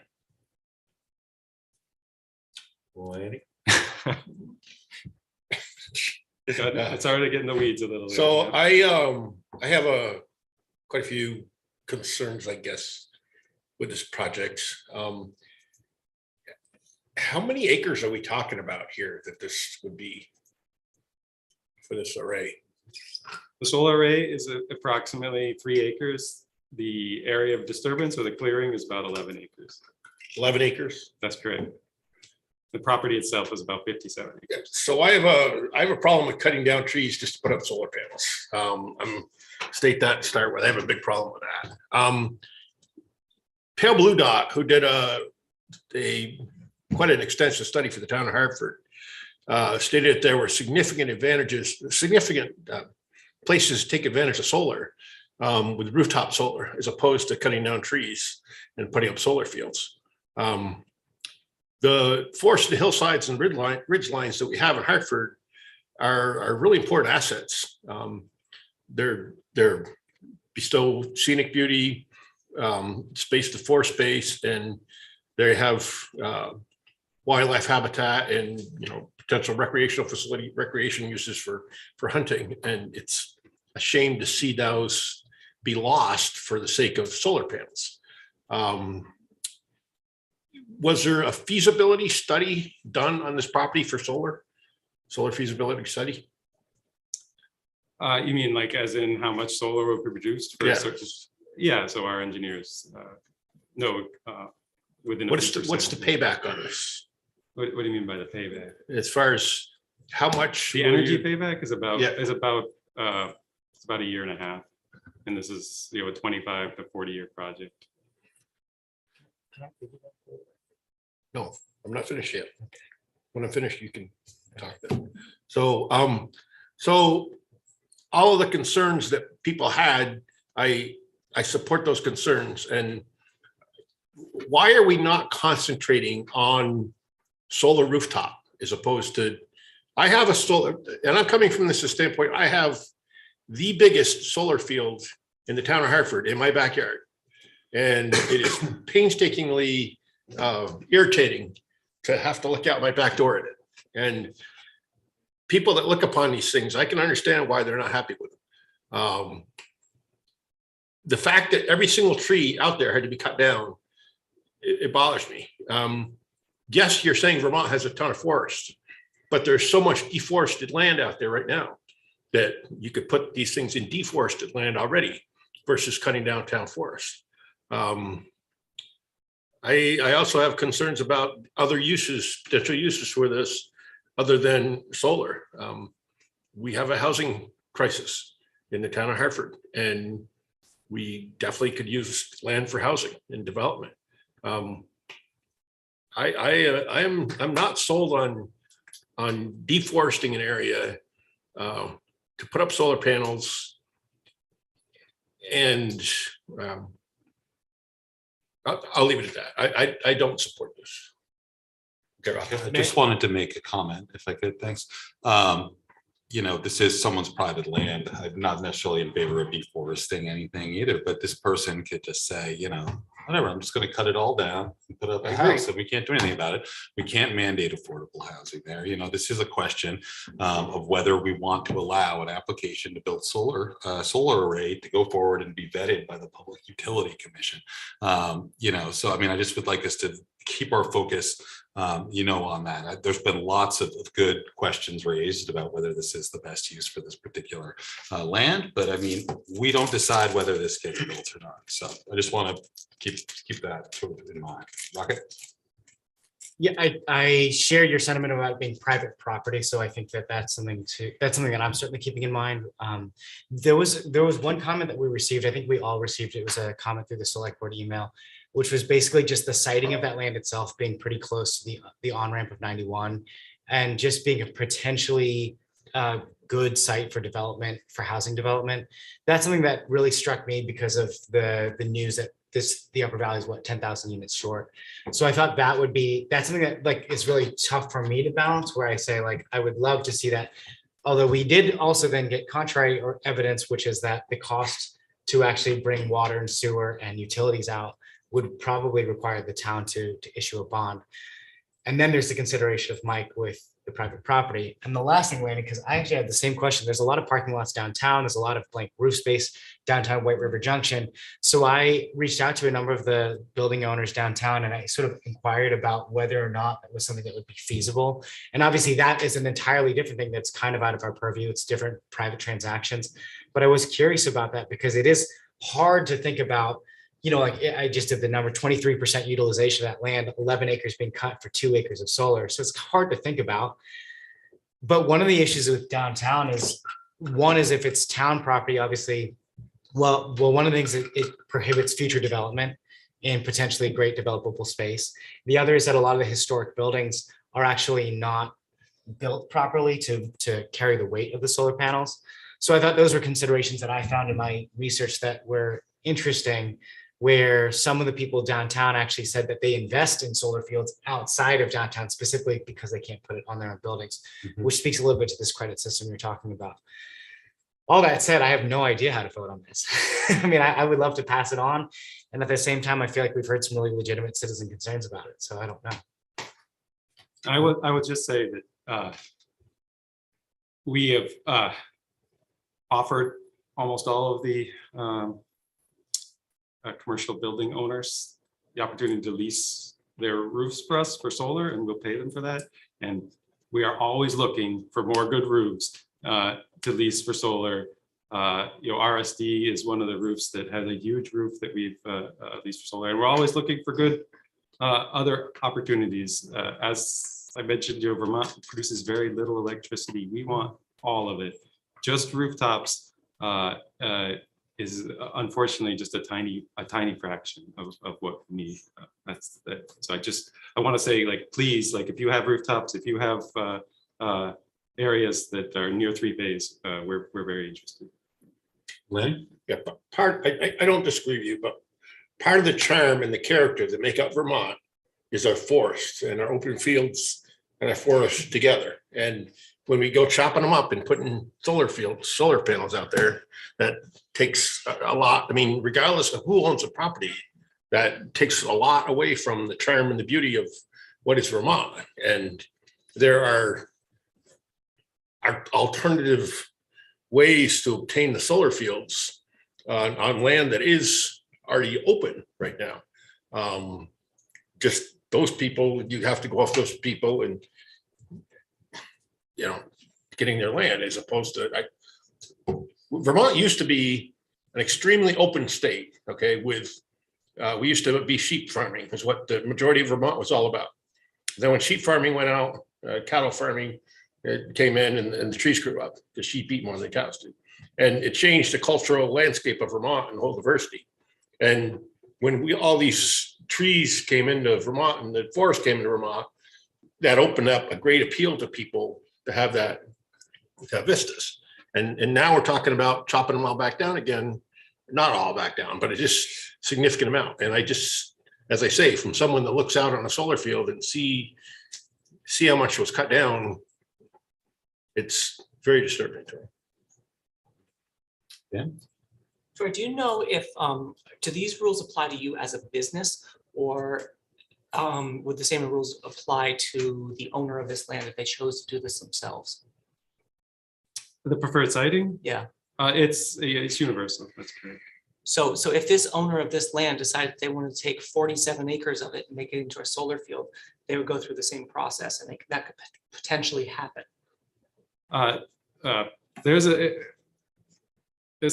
some weird rules in Vermont, whereas actually if you built a bigger solar array than this, you wouldn't actually go through the town. So if you sell directly to the utility or do a standard offer project, then that's direct to the state process. It doesn't require this meeting, but this particular program, the net metering program, includes the town. So potentially then this owner could take as much of this land as they wanted and make it solar fields if they chose to do so without going through this process. That's my question. So they would still have to go through the whole state process, and they would still have to find a contract with the utility or the ISO New England, or win a standard offer bid. So there's quite a bit of work to do that.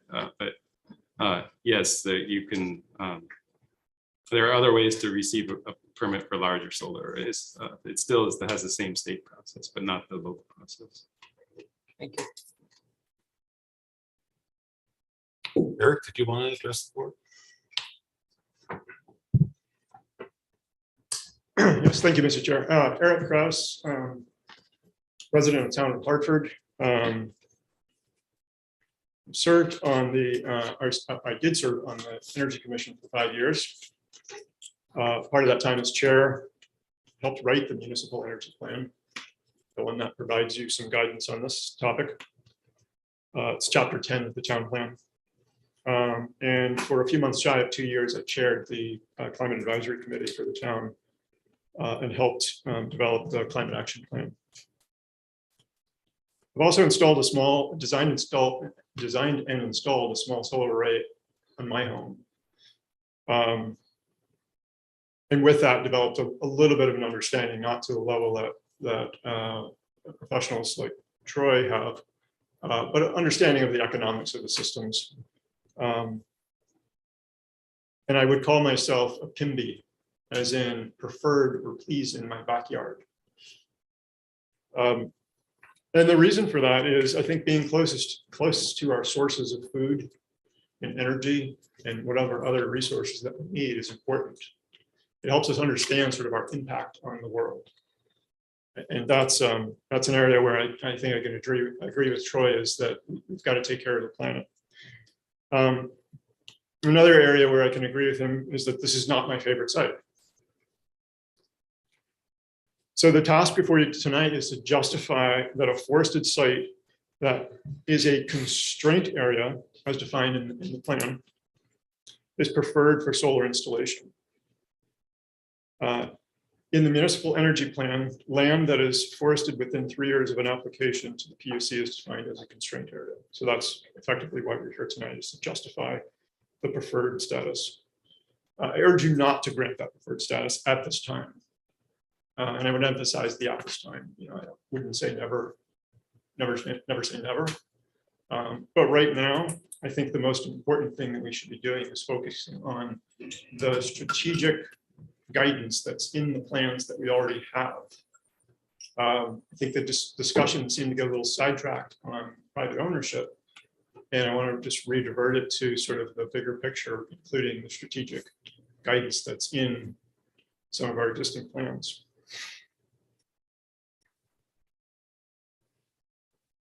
It feels really like we're at sort of a crossroads to me. And I think some of you have touched on that with the degree of deforestation for this project. It feels to me like a crossroads. And I think this is a good opportunity to send a clear message to developers, to town staff, to commissions and committees, that the town wishes to follow its own strategic guidance and prioritize sites that are inherently preferred. My reasoning basically for urging you not to designate this as preferred is threefold. First point, Hartford should prioritize generation on already developed sites. Or better sites, other better sites exist and more will emerge over time. I have to think that with infrastructure money, that three-phase lines will increase. I don't know that for sure. Certainly not an area of expertise, but that's one consideration. First, draw your attention to the current conditions that are on the ground out here in Hartford, or on the rooftops, really.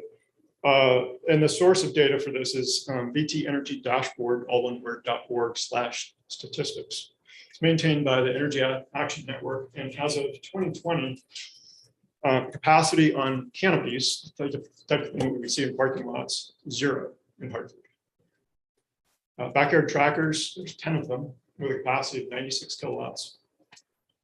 Rooftops, there's 161 installations for a total of 2.4 megawatts.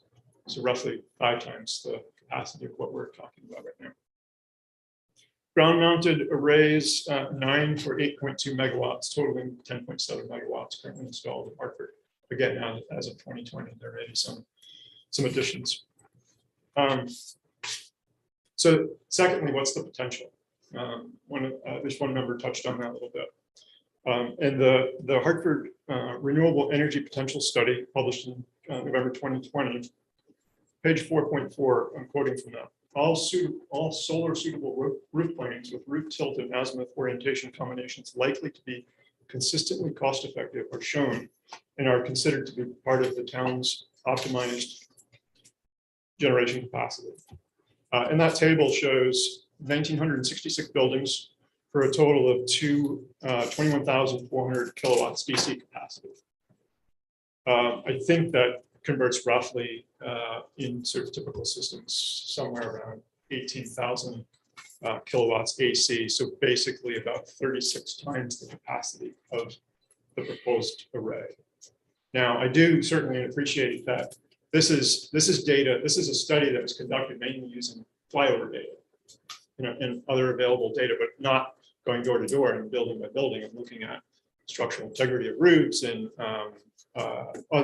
plenty of other considerations, right? So we have to take that with a bit of a grain of salt. But there's capacity out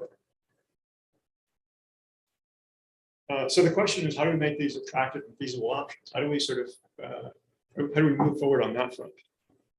And the reality is that systems can be more expensive. So installing my system per kilowatt is going to be much more expensive than what Norwich Technology is proposing here. So how do we go about making that up? That's another barrier.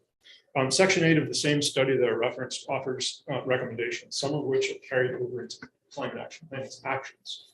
Examples 1C is again section 8 in that study. 1C, D, and E include conducting the top 50 solar site studies and organizing and leading group purchasing campaigns for both commercial and residential sectors. When I was looking back at that, I was wondering whether the town of Hartford, you've probably seen the signs in Norwich, in Hanover, and other towns about solarization campaigns. This is a program that Vital Communities is very instrumental in getting going. I don't know that Hartford has done it. So I think the potential is untapped. On-site generation is better for Hartford in many ways. So the same capacity could be made up with 5 kilowatt arrays on 100 homes. And that would probably create more work, more jobs. I think it's probably more labor. I think it has the same, if not better, potential to reduce greenhouse gas emissions. I think that's something I'm saying. I know that's not fully qualified, but it can't be worse. On-site generation paired with storage leads to greater resilience in our buildings, and I think that's going to be increasingly important as we convert to electricity. And those installations might require some tree removal, but that's not the same really as fragmenting forests. I like the hierarchy of suitability that was provided for you in your packet by the staff at the last meeting, because it guides us from sort of the least desirable or the most desirable to the least desirable. And I think it's important if we overlay that with a temporal aspect. So we're looking at trying to address those most desirable sites first. The second point that I'd like to make is about advancing this proposal potentially communicates the wrong message to landowners, developers, investors, town government, and detracts from other efforts. And this goes beyond sort of this private ownership question. The board, if the board approves this, I think what happens is, so yes, there is another process, it's an application process, and there are other opportunities for appeal and so on, but I feel like it diverts the attention of all parties and it dilutes the efforts from projects on sites that are inherently preferred and genuinely in line with the municipal energy plan. One example that popped to mind when I was making that note was the landfill. So here I'll reference town plan, page 246, strategy 3, action 2, sentence 2. Quote, start by evaluating the potential of the undeveloped area at the landfill. End quote. The energy coordinator explained that only about half of the potential on the landfill was developed. That was back in 2017-18 when he started to look at that. I don't know whether anything has changed there. I don't know what sort of barriers exist, but I do know that he was intrigued by the possibility of exploiting the rest of the landfill capacity or the capacity on that space. So that's just one example. I'm sure there are other ways. And there are a lot of smaller arrays that are great. There was a recent CPG for one in the mobile home over on Park on Route 4. And it's a 1/8 the size of the proposal, but it's tucked behind an existing leach field area that's already cleared. And so that works well, I think. So language in the municipal energy plan states that constraint areas are neither unsuitable or preferred and must be dealt on a case-by-case basis. The reality, however, is that a preferred designation of this site, I think, would effectively set a new precedent. Again, I think we're at a crossroads. And one path has us pursuing or continuing the pursuit of least cost economics. What's the cheapest and easiest thing for us to do? This is the path that has led us to our current ecological crisis. This path follows what conventional economics dictates and largely ignores the externalities, so the external costs that are often overlooked. The other path reinforces the town's commitment to follow its own strategic guidance, and by applying creativity and willpower, does not settle for least cost economics. Remember, one of the reasons that Hartford declared a climate emergency and developed the climate action plan was to demonstrate leadership and commitment to others. I don't think that designating this as preferred is in line with that. The third and final point that I'll make, and I appreciate the latitude Mr. Chair, the third point I'll make is this proposal does not offer a good balance for Hartford or the planet and is not in harmony with the goals of the climate action plan. In terms of the harmony with the climate action plan, I'm referring to strategy GT1, which reads increase tree cover and diversity, achieve a townwide tree canopy forest coverage increase of 90 acres by 2030. So we've got that, that's going to be difficult to do. So this is a difficult balancing act, no doubt. The other point on that I would make is that the Regional Energy Implementation Plan adopted July 2017, page 36, provides sort of a rule of thumb. There was a question earlier about 11 acres for two acres of solar. Really, I think it makes sense to look at acres and capacity and power capacity. The regional TWORK, basically the Regional Planning Commission says, analysis of existing and proposed sites in the TWORK region. The guideline they use is 9 acres for 1 megawatt. So that's twice what the proposal is. So we divide by 2, we've got 4.5 acres for 0.5 or 500 kilowatts. Wait, can you say that again? Sorry. The sort of rule of thumb that they use for land, it's for calculating land usage. That's why they have this in the plan. 9 acres for 1 megawatt. So if we divide both those numbers by 2, we got 500 kilowatts and 4.5 acres. So that's just to give you a sense of land use. The Vermont Vermont Comprehensive Energy Plan, when it was published, suggested something more like 7 acres. Now, the caveat to that, of course, is as you use the low-hanging fruit, the most desirable sites, that ratio is going to change. You're going to be forced into like the less desirable sites. But I don't know that we're at the point where 500 kilowatts for sacrificing 11 acres for 500 kilowatts makes sense.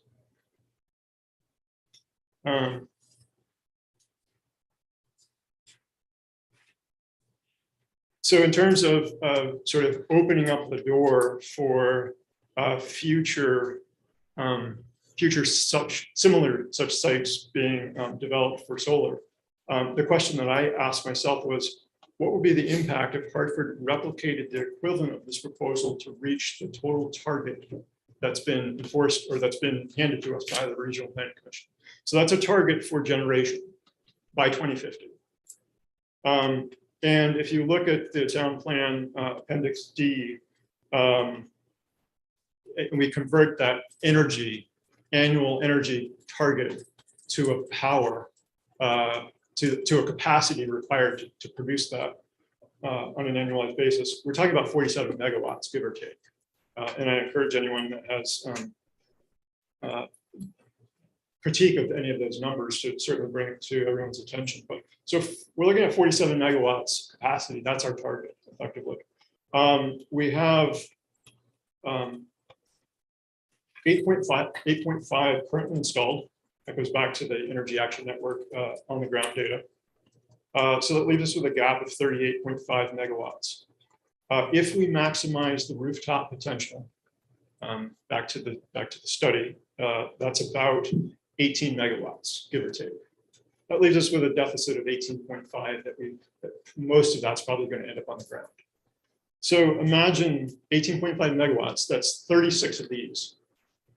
11 acres times, I'm sorry, 37 of these times 11 acres gets us somewhere around, oops, I forgot to make a note of that, 400 and something acres total. So for those of you, I didn't really have a sense of what an acre was until I owned land, but a football field with both end zones included is 1.3 acres. So we're talking about 300 plus football fields worth of forest to remove if we're following this as preferred. So that's just a small mental exercise. And again, private land ownership and a whole slew of other factors come into play. But what I'm suggesting is that we're at a crossroads, and do we want to, is this the path that we'd like to take?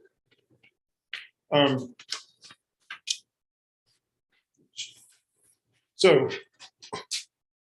In conclusion, with dire climate change warnings, there's incredible and justifiable pressure for humanity to take immediate action. But misdiagnosis of the problem results in the equivalent of trying to extinguish a grease fire with a bucket of water. Climate change is not the root problem. Rather, it is a symptom of the problem. And until we grasp that, we're going to be chasing false solutions. Without a proper diagnosis, we can't hope to follow an effective treatment plan. The root problem is the tendency for humanity to continue to expand its footprint, voraciously consuming everything the biosphere has to offer. This works until millions of years of reserves, including the reserve capacity of our oceans and atmosphere to absorb our pollution, is exhausted. In short, our relationship between our current approach to capitalism and the biosphere is parasitic. Our economy is a parasite on the biosphere. It may come to pass that the town has exhausted the potential of sites that are inherently preferred and is still short of its generation target. But by delaying that point, we buy ourselves time to find better alternatives. Better than the proposal that's before us tonight.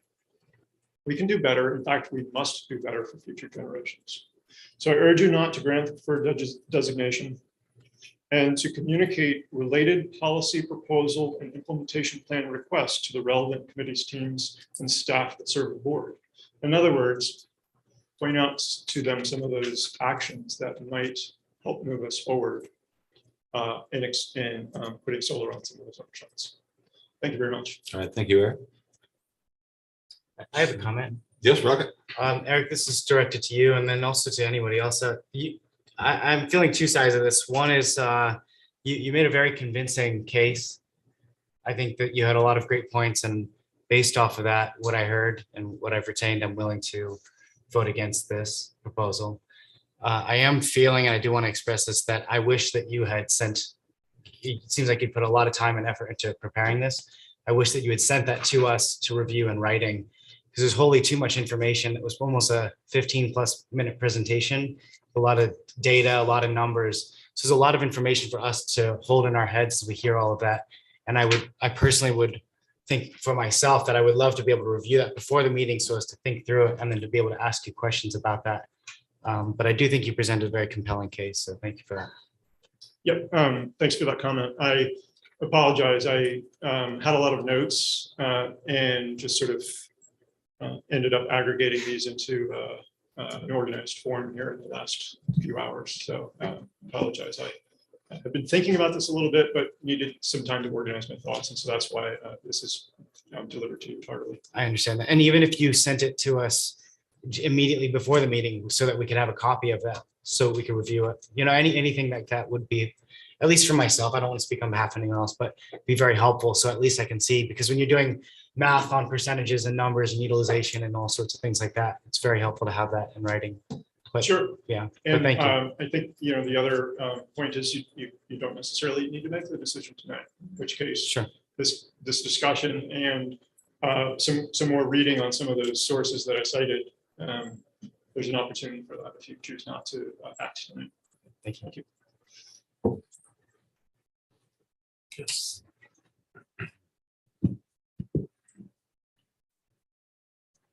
Hi, my name is Laura Simon. I'm from Wilder, Vermont, and I promise I won't be as long, as much as I so appreciate everything that Eric had to say. And I even appreciate what you had to say, Lanny, too. There's a lot I agree with what you said. Lanny, sorry.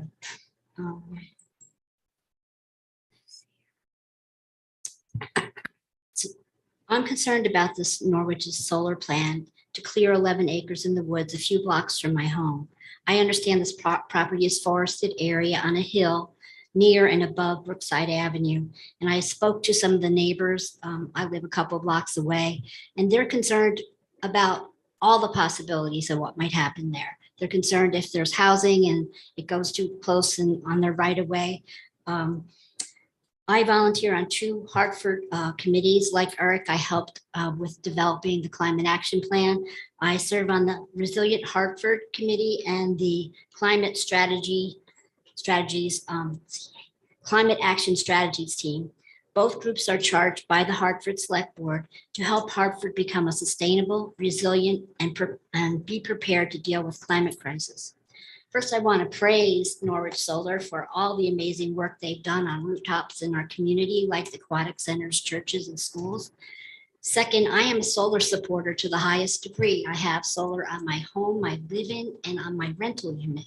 I don't think there's a lot of people who could say that, but that's what I think is important. When I pass a large array, I cheer because I know that takes us one step towards moving away from fossil fuels. So I wouldn't mind it in my backyard, as long as it's not deforesting and a hill that could have some runoff. I know we need to find new ways in our solar construction because the materials are not totally sustainable. Despite all the positive, I would say about Norwich Solar, I had asked this question, it's in my notes, and this isn't the first site that they cut forest to put up their solars. I'm surprised. I'm surprised that an organization that does so much positive stuff sees this as a direction to go in. And I feel the same as Eric is once we start down this road, other towns, it sets an example.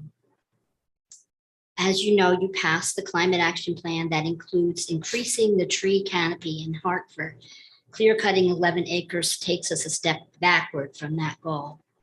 All those trees being clear cut, probably hundreds. I'm not sure if it's up to 1,000, sorry. I just found out about this Friday, so my research isn't as extensive as Eric's.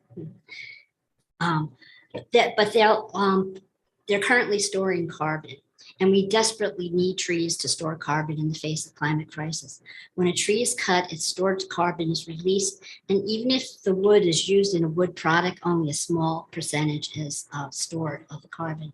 On top of that, all the carbon these trees would have stored, it loses that capacity. If new trees are planted, it takes decades, both for the soil and the roots start dying, and then their ability to hold the soil becomes a problem, which I'm concerned about runoff. In the 2019 town plan, as Eric said, chapter 10, page 248 includes the suitability hierarchy for solar. Locations that were forested within 3 years prior to application of this proposal for development, that is considered to be not a priority. Let me get the right word. I'm sorry. Eric said it before, but I'm not finding it. Preferred site. So if you vote and say this is a preferred site, you would be going against the town plan and how that guides you. And the renewable, any potential study that was done as part of the climate action plan shows that there are untapped sources on rooftops.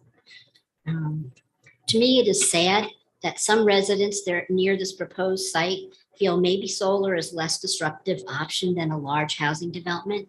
They are concerned about traffic passing right-of-ways by their homes, yet housing does not require clear cutting. It is a shame if this community has to deal with clear cutting or their fear of a large housing development. Either option could not be favorable to them. And I just have couple more sentences. Norwich Solar, you've been a upstanding climate hero in many ways. Let's not start getting into clear cutting for solar. If this is allowed in Hartford, I fear it sets an example. And additional clear cutting for solar might take off throughout the region and state.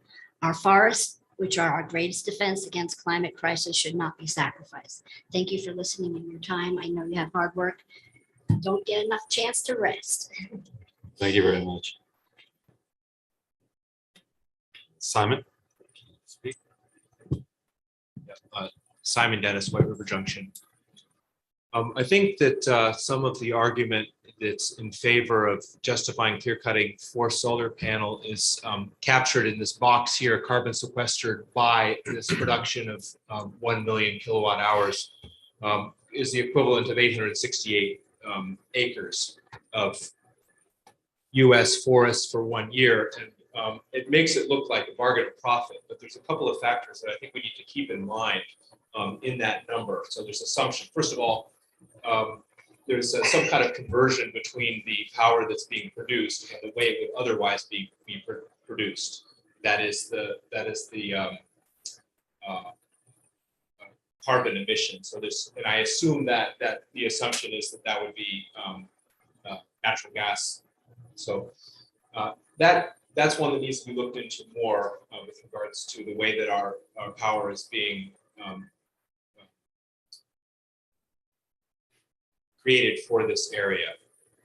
The other thing that I think is important is that the carbon sequestration of an acre of forest is something which has a lot of assumptions in it that we need to look into more. So for instance, perhaps that number is calculated by the amount of carbon that's in the actual trees that are in that acre of land. Or perhaps, whereas we know that carbon sequesters much more than is in the actual carbon mass of the tree. And likewise, there is other global warming reducing effects of forests aside from their carbon sequestration, which is to say, there's been some work that's been brought forward recently about the water cycle and the cooling effect of a forest and the way that it creates an evaporative cycle, which is actually much more powerful than the actual effect of its carbon sequestration the forest is doing. So in a lot of ways, there's a lot of assumptions in that number, which makes it look huge. But I think that we need to look more deeply into the exactly what are those assumptions, and to get, because it's on the face of it, very, very counterintuitive that 1 million kilowatt hours would be counteracted by 868 acres of forest. So I just wanted to caution the board with regards to taking that particular comparison at face value. Thank you. Thank you, Simon. Do we have anyone on Zoom? No hands up at the moment. Select board discussion on this? Kim? Troy, is there already a regional planning commission appointment that you have to present to them? Like, what is that process? We do not present until the town process is done. So it's not like there is, that's the planning commission's approval for the letter of support. And then it has to go sequentially, then select board and then regional planning commission. Typically, yeah, the regional planning commission does not want to look at it until the town is has provided the letter. That's correct. So we can't just push it over to them. Just because, I mean, I do feel like, and I shared, I know it was at the very last minute, but shared some feedback from the planning commissioner, chair and vice chair, just in terms of, they did do the letter of approval, it's letter of support. But, I think there were some reservations as well. And you cannot go to the PUC without those three letters. Not for a net metering project. That's correct. Yeah. Because I feel like when I am as an individual, like learning about these projects, and we got some really excellent kind of bulleted notes from the planning commission, read the letter of support from the Hartford Energy Commission. But it is genuinely like when I do hear Eric Krause kind of put things in perspective, and it really resonates with me. And so I am definitely wavering a little myself as well. I mean, I had a sense of, well, the planning commission is sort of, this is more their wheelhouse than ours in terms of just the scope of permitting and what's permittable in a certain area. And and I think they were had shared some concerns, but also were willing to let it go to the state. And I think that's how I was feeling earlier. And I'm definitely waffling a little now. So I'd love to hear if anyone else has thoughts as well. I just have enough. Can we please just turn? I can barely hear to the other side of the room. Is it? Yeah. I'm happy to do it as well. I just don't know how to do it. Okay. Chairman. Lenny. Yeah, when I'll wait.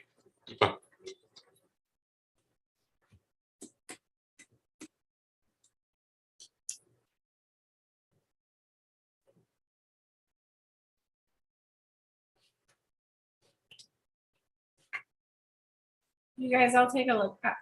I'll take a look at it so you can go back to your seats.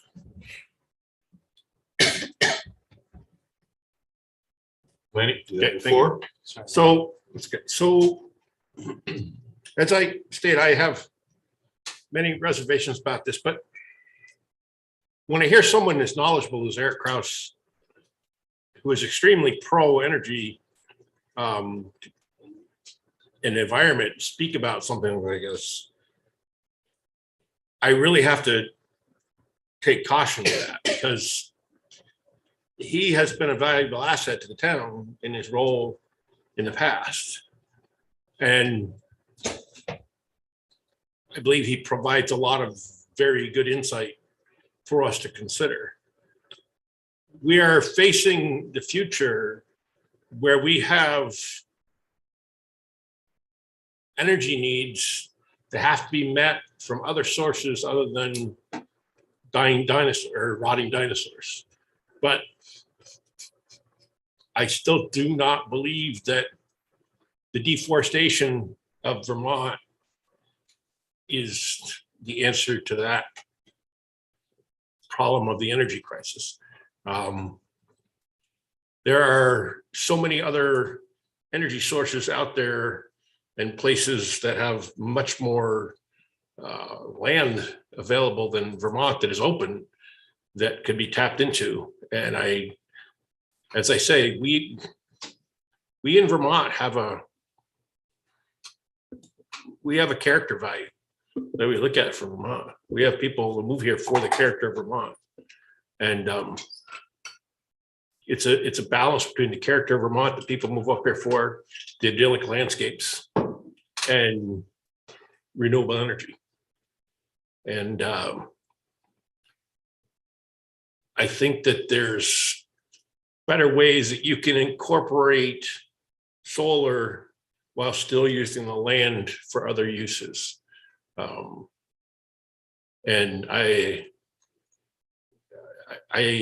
am going to vote no on this. Dan? I have a lot of respect for Eric and the work that he's done, but we took a lot of heat. I took a lot of heat several months ago when specifically we were not moving things forward in terms of making some progress towards our goals. So I'm having a little bit of a problem understanding why that was the case then. And now we have something in front of us that is going to move us closer to our goals. Is it perfect? No, of course not. But that sort of seems like a double-edged sword. I cannot vote on this. I have to abstain from this because there's too many conflicts of interest with me and Norwich Technologies and Troy as a very part-time employee. So I cannot vote on this, but I just wanted to throw that out there for everyone to sort of think about, we need to look at the bigger picture. Do we want something or do we want nothing? Is something the right way to go? Even if we approve this, it doesn't mean that this happens anyway. It goes to another level. And I think it was Mike who said this is not really our decision to make. This is just a step in the process and it goes along to someone else. So I don't really know the impact of how we vote on this one way or the other. I think it would just potentially hold up the process. I don't think it stops the process. I don't know the procedure enough. Maybe Troy could say something to that, but I just want to throw those things out there. You Dan? I would, oh, yes, Mary. I don't have the kind of engineering background that you do, Troy, but I did talk to an engineer last night and, I'm a tree hugger, but the engineer told me, he did some of the math and he said, he talked about the carbon sequestration by the forest and he talked about what the solar array would produce. And it was 17 times what the trees would sequester in carbon. So, it makes my makes me confused. Again, I think a lot of us are conflicted because, but I also think I don't know about how much time we have either. I think, people have been saying we're at a tipping point and we may be past it. I don't know. I mean, I'm not a person that falls for a lot of fear tactics, but I do think there's an urgency to some of this. And I'm just saying that this all confuses me even more. So I'm sorry. I don't know if we have to make a decision. Can I address one thing? Yeah, one thing, Mary, that you mentioned is the carbon sequestration part. Yeah. And I concur with you in terms of carbon sequestration, cut the trees, okay? But it's not just carbon sequestration that we have to take into account of the whole project. It's everything that goes along with the carbon sequestration, the landscape, the habitat, the wildlife habitat, the vistas, the potential use of the property for other uses down the road. And granted, we can't make that as a town. It's only, to look at it from just that one small nugget is not fair to the other arguments that have been placed. If it were just based on carbon sequestration, I'd vote yes on this 100 days out of 100, but it's not just the carbon sequestration. And there are better ways to get solar than to cut down a forest. And before we have, looks like we have a public comment, but just before that, I do want to just make a couple of points. I think the Planning Commission has approved the preferred site designation. The Hartford Energy Commission recommends it. I heard a lot of great arguments, for and against this. My question is why the select board would stop this in its tracks when by approving it, it goes to the experts who's the Vermont Public Utility Commission, where the state can look into all these concerns, where interested parties can raise all these objections. I just don't like the idea that we're not going to allow this process to continue because we personally have some objections. And plus, like I mentioned, the Town Planning Commission has approved it. And the Hartford Energy Commission recommends it. So I'm certainly going to vote in favor of preferred site designation. I don't know whether I'll have the votes, but that is my opinion. I think procedurally, having the select board step in and stop this now, it just doesn't sit very well with me. So we've spent an hour talking about it. The Public Utility Commission, that's a 1-year process, it sounds like. I'm just trying us to be wary of our role as the select board and how that sort of interacts with the State Public Utility Commission. Yes, we'll take a comment. Please just introduce yourself. I'm Ann Kerrigan. I live in Wilder and I'm in a butter. Okay. So I don't know how many of you have actually walked the land. Lammy, have you walked the land? Do you know this land?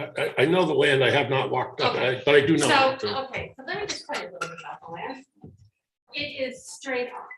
It's all over here and it is straight up. There's a lot of dead trees. A lot of dead trees. It's just land that's been sitting there. It has not been forested. Nothing's been touched. So I don't really know how well, I'm not saying you have to, it's a good idea to clear cut, but I know that land needs to be forested to make it survive. My land, I sit back. My house is this house. I'm really close, but I am surrounded by lots and lots of trees. And so I have cut trees around my house so that I get light. So, and that creates more trees that come up. So by leaving this the way it is, isn't necessarily a great thing. This is not seen from any vista. This is higher than anybody else. You just don't see it. And it's not because of the trees. It's just because of the way the terrain is. And it just goes straight up. I'm not saying that I necessarily want the solar project there. I'm not saying I'd like anything there. I don't think anybody in our area would like anything. We enjoy the area. But I'm just saying that if you haven't seen the land, you shouldn't really be saying, oh, well, this is beautiful land and we shouldn't be clear cutting because it's a great idea to keep all that wood there. Because I don't think it's a good idea. There's a lot of dead trees. So, okay. So I gotta respond to that. In my backyard, I said I live on the largest solar field in Hartford. In my backyard, they cut, I think it was a 35-foot hillside down by pushing dirt just to level the hillside to make it suitable for solar. So they're, believe me, if they come in, they're gonna level the land. To build my house, apparently, they had to blast. Yep. This is all ledge. This is all ledge. Well, just All to that. say that it's a hillside doesn't mean that they cannot make it flat. So, and they will. They could probably come in and do that. I don't, it would be a lot.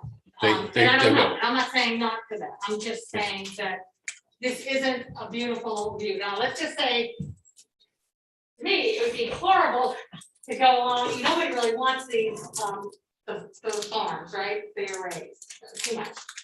They're great, but we don't want it like out there. To me, I think this might be a good idea, but if you're driving along Route 5 and you have all that beautiful farmland, that to me would be, it's kind of a sad thing to see.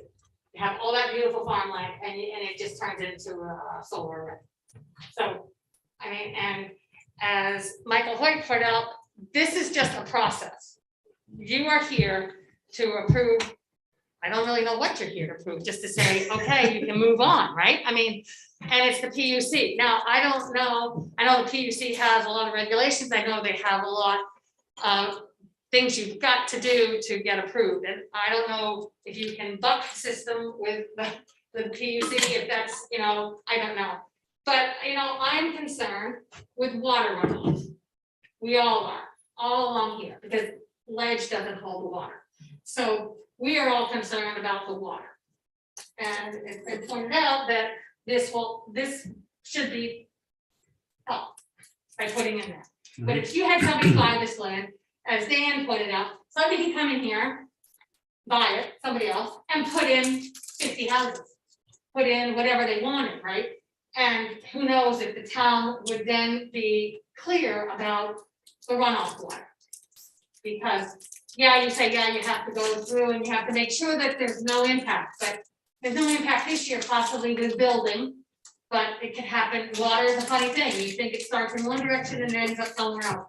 And so you can end up having a real issue with water coming down into our lands. And so if I can have somebody perhaps like Norwich Solar come in and do what they need to do in this area that might be all dead trees for all we know, I don't know.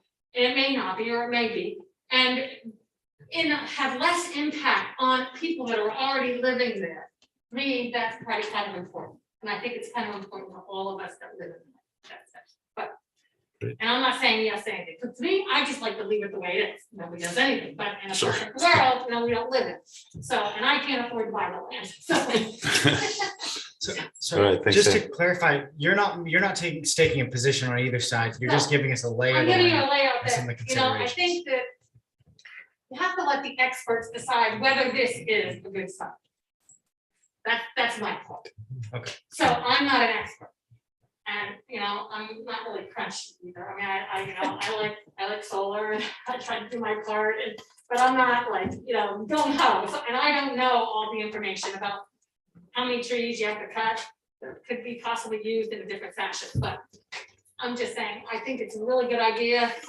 The Hartford Selectboard needs to let professionals sometimes make the decision. So sometimes I think the board sometimes forgets that part. So really, I think a good idea to kind of take this in and maybe move it on or not, but just let the professionals. All right, thank you, Ann. Yep. There is a hand up, and I do want to just respond to say that this is what's like incredibly awkward is that we are not the professionals. And so there's a part of me that feels like if we are approving this, we're just kind of rubber stamping because we're not actively, we're still charged with making this choice, whether we're professionals or not. And it's so that's uncomfortable. So there's one hand up, but you want to take? Sure. Well, thank you. And I wasn't going to speak because I'm new to Hartford. I'm interested in this project, but I don't know what your alternatives are. And that's why I wasn't going to speak, but I'm hearing some things that I can speak to that is not being considered. And your experts that you want to pass this to also will not consider it. And I can tell you why. And he hasn't thought of it either. And I would like to tell you about it. That is, you're calculating the how much carbon the trees will sequester versus the solar panels and how much carbon they will save versus fossil fuels. Well, that's a really crazy calculation that you should not make. And I'll tell you why. And you haven't thought of it. And neither will the experts that you're passing this on to if you decide to pass it to them. Because Biden's not calculating it. Department of Interior is not calculating it. Department of Energy is not calculating it. But they'll be hearing about it. Ultimately, they'll be calculating it. And that is the carbon footprint of solar and the carbon footprint of wind. Do you know what the carbon footprint is? Are you talking like life cycle analysis of carbon of solar or life cycle analysis of wind? Yeah, that's for sure. You guys don't Yeah, need to debate back and forth. Sorry. You can, it was you just can tell us the answer. You know, we don't need to debate. You can tell yeah. us the answer. Well, are you calculating the mining as well? Life cycle analysis takes into account the whole life cycle of fossil fuels versus the life cycle of solar and wind. And that's, I think, the question on payback. Well, I Energy don't payback see it period. up here because it's not being reflected in this. And that is the fact that solar and wind, their life cycle is dependent upon mining. The rare earths that are required to manufacture solar and wind are dependent upon mining. And the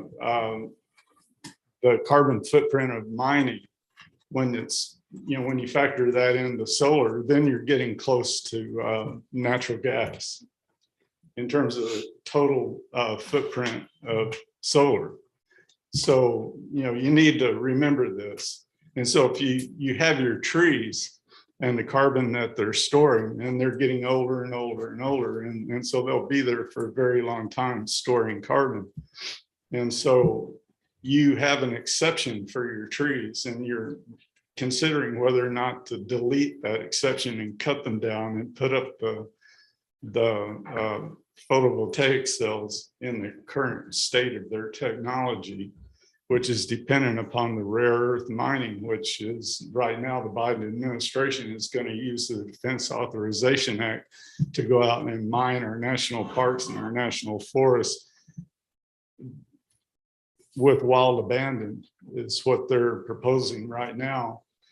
And with the National Environmental Policy Act, NEPA provisions being reduced so that they'll be fast tracking the permits.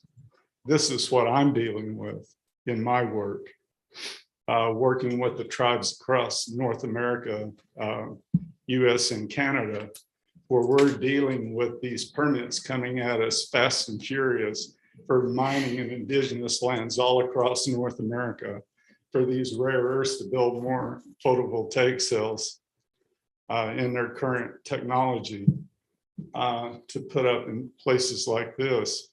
This is what I'm dealing with. This is my work.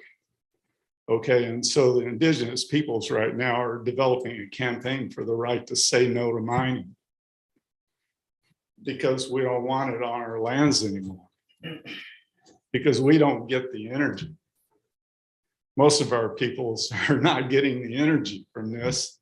It's destroying our lands, it's destroying our streams, it's destroying our right to our traditional practices, while the rich people all over the world are getting this energy and wasting it. And so that's what we're facing.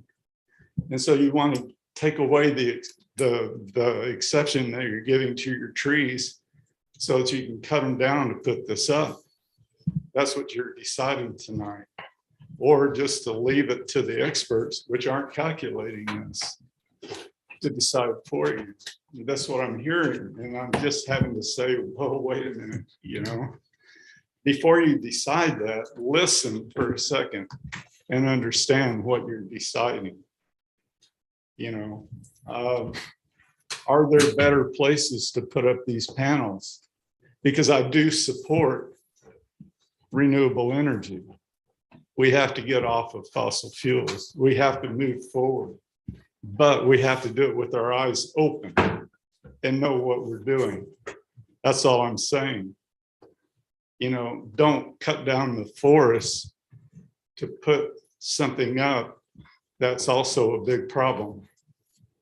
Realize the problem that it's creating as you're going through this change, you know, and understand full well what you're doing. So before you cut down the trees and give the exception, take the exception away from the trees, understand what that means.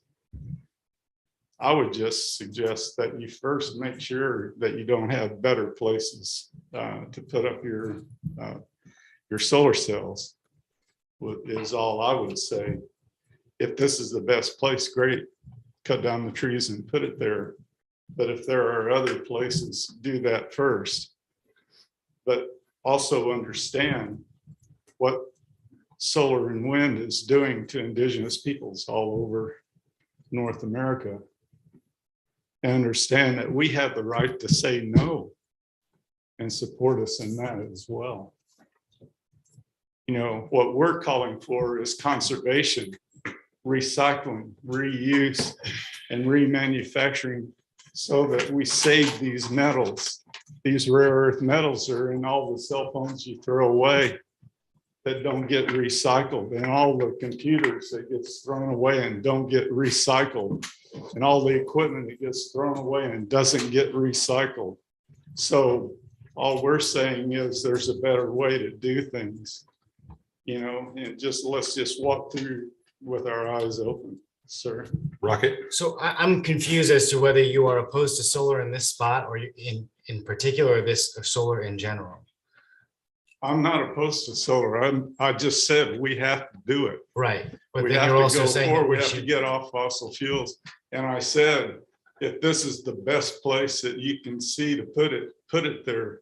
But make sure you've exhausted all the alternatives first is all I'm saying. gotcha. I'm just saying, open your eyes when you're doing these projects, understanding what it means. You know, conservation is your key.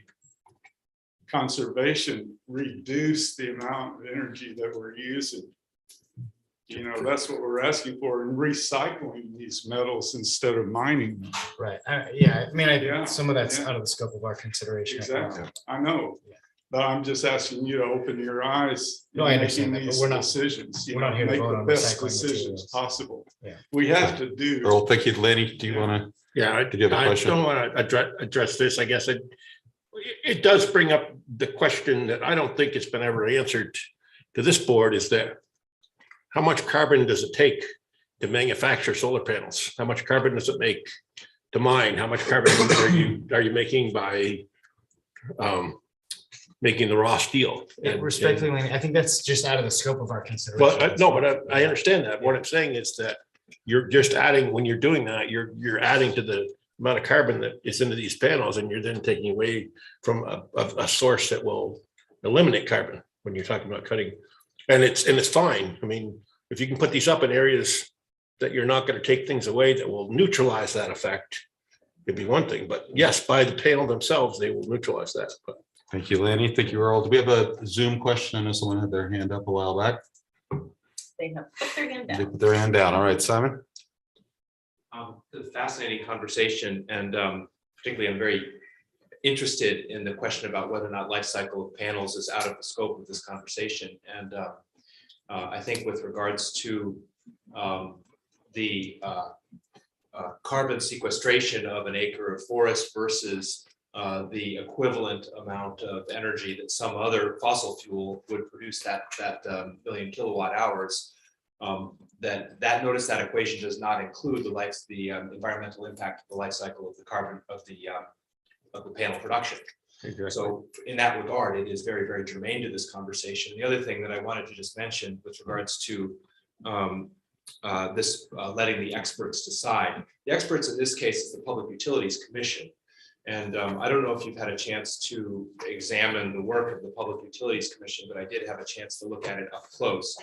It was very clear to me in that regard that the Public Utilities Commission has a lot of links to the energy industry, such that we are not, the broader environmental activism community is not looking at the Public Utilities Commission as the body which is protecting the environment and looking at proposals through that lens. Last thing, so that punting it to them is not necessarily letting the experts do the work of evaluating whether or not this is a preferred site, which is your job. So the question for you is it or isn't a preferred site? And our system is constructed to put that on your lap. You may not want it on your lap, but it is. And so that's the decision for you. Is it or isn't it? If you don't know, maybe this isn't the moment to decide. But if you put this forward, you're saying it is. That's a big decision, and that's your decision. Thank you. Thank you, Simon. There's a hand back there. Okay. Do you want to take it? Yes. Can you bring Jeff Arnold over or unmute him? Go ahead, Jeff. Hi, yes, you earlier, you made a decision and you passed the climate action plan, which called for increasing forest diversity by 90 acres by 2030. And so here, now you're going to cut down 11 acres and fight against what you've already passed and what you're trying to move forward. So you're fighting against yourself. And you know that solar panels do not produce oxygen, trees do. And if you're going to cut down trees and replace them with solar panels, we're not going to have any oxygen to breathe in. So we definitely don't want to, and solar panels do not sequester carbon, and solar panels do not store carbon. So find a location where you don't have to cut trees down. Thank you, Jeff. We've heard a lot. Is anyone ready to make a motion? Well, I sort of wanted to comment just in Sure. response to you, Mike, which was, and kind of touching on what Simon just said. It is kind of an uncomfortable situation for us to be here and feel like we have to consider whether we should reject this project or to pass it on to the experts at the PUC. At least I find myself feeling that way. One thing that I do feel like though is that we are charged. I mean, this is at least how I feel as a select board member, is that we're charged with the trust of the community to make decisions on behalf of the community. And I feel like we've heard a lot of reasonable concerns about siting and about potential other alternative uses for that land, especially for me. I think I'm pretty hopeful that it could be housing someday, as well as the whole carbon sequestration and neutrality debate. So I think I'm personally more, and then I guess I also find myself pained because I, am very supportive of small business, local business, and I can imagine too, being in your seat must be incredibly tough. It seems like you've put your team has put a lot of effort into this presentation, but I'm personally of the mind of rejecting this in favor of seeking, setting the precedent that we do take ownership of this as a select board, and that we do ask people to find better sites that would be more suitable. I think one of the things that really troubled me, to be honest, I hope you don't feel it's like really bitchy, but when you say that it's not your favorite site and this is just sort of the available site that is here, it feels like a matter of somewhat of a convenience, and that's really tough for me to stomach, I think. And then I forget your name, but the comment about water runoff, I mean, I think clear cutting is a definite would definitely cause an issue with runoff, especially on a ledge. So, I mean, all these considerations, I find it very tough to procedurally or sort of like nominally rubber stamp it, as Kim said, and send it on. I would rather sort of vote on it and reject it here. Thoughts? I would just say again, I know that we guys, thanks. I think, maybe people would like to find a better site. This is a site we have. This is a site where they want to do this. I mean, we can say, oh, find a different spot, do this and that all you want, but we're dealing with an actual site where they want to put in the solar array. As I said, Planning Commission has approved it. The Hartford Energy Commission recommends the preferred site designation. I feel uncomfortable of the select board of substantively like ending this on the merits when that's not really our area of expertise. This is a state project. This gets permitted through the state. There is a process. Our designated as a preferred site allows that process to go forward. So that is just my take on it. It sounds like other people have different takes, but I think it would be nice if we did vote on a motion either up or down on this so that it can either move forward or not. I guess the question is, does anyone want to make a motion? I need to abstain, so. You need to abstain. It's just tough. I'm not What a toughie. willing to move this. myself. Oh, you're not, okay, you won't make a motion. I'll make the You wanna motion. Make the motion. I'll make the motion to deny this request to designate the solar field as preferred site. Okay, that's gonna, I always worry about motions where you're like denying something. Oh, It just okay. gets confusing. I mean, a positive motion, we vote down. Like select board Oh, moves to okay. designate this a preferred site under the rules. 4 people vote no, we're done. We Okay. don't have to worry about the negative. This So that- can die for lack of a motion. By Robert's Rules of Orders, it can die for lack of Okay. a motion. Well, I don't know that no one's gonna make a motion. I mean, maybe. That is by Robert's Rules. of Well, then what Order. happens? It just dies for lack of a motion. Well, what does Norwich do? Nothing. We don't approve it or disapprove it. It dies for lack of a motion. We don't approve it. Simon, who's a former board member, shaking his head no. We have to, it dies for lack of a motion. If it's appropriate, I'll make a short comment, Yeah. which is just, I want to apologize for bringing this in front of you. It is, painful. Like, it is a very painful process, and I know it's a painful process. And I think this discussion is actually useful to confront this pain. It is actually something we need to do, because the easiest thing to do is nothing. And that's what we always do. And so I apologize for bringing this in front of you. I appreciate all the conversation, like all the sides.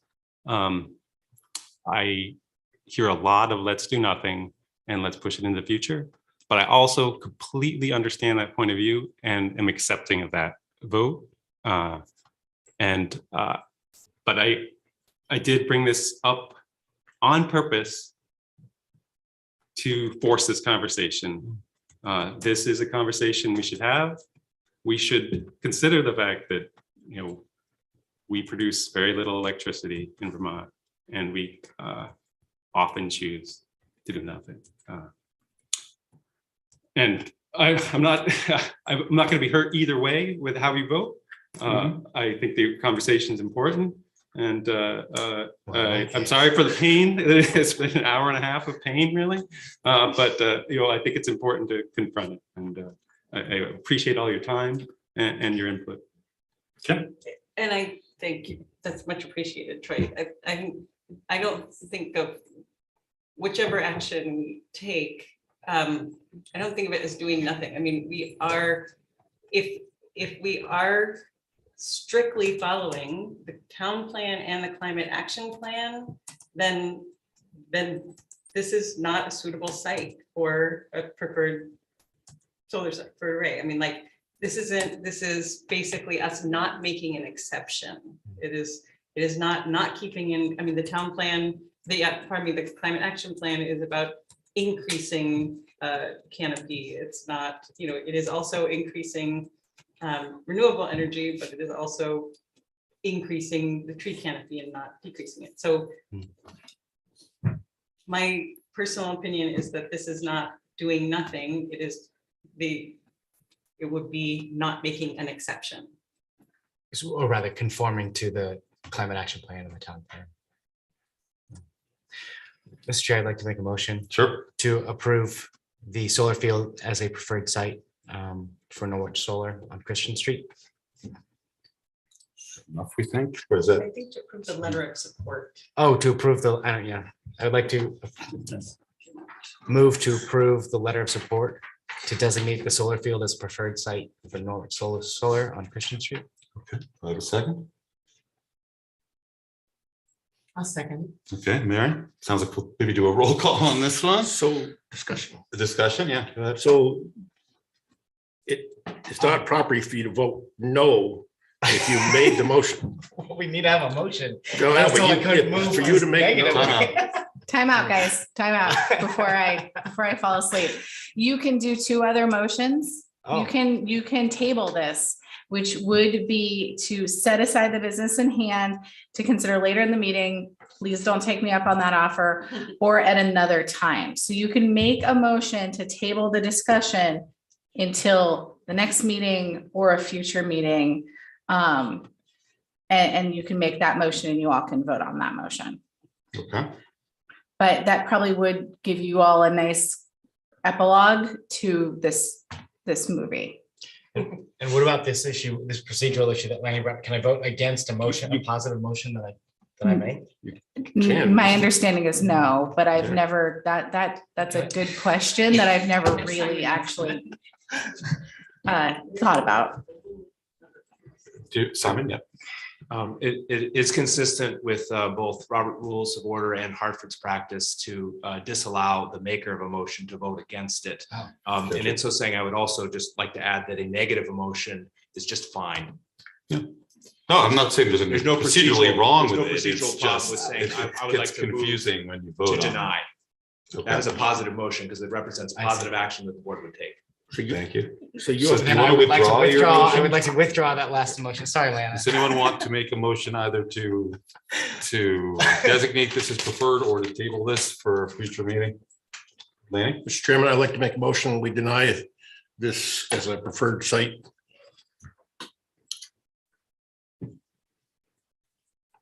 It's the letter of support. Deny the Thank you. letter of support. I blanked out on what exactly the language is, the letter of support. Thank you, Rocket. Yeah, to deny the letter of support for Norwich Solar. I would second that motion. Okay, second from Rocket. We'll do a roll call. Well, Lanny? Aye. Aye. No. No. Abstain.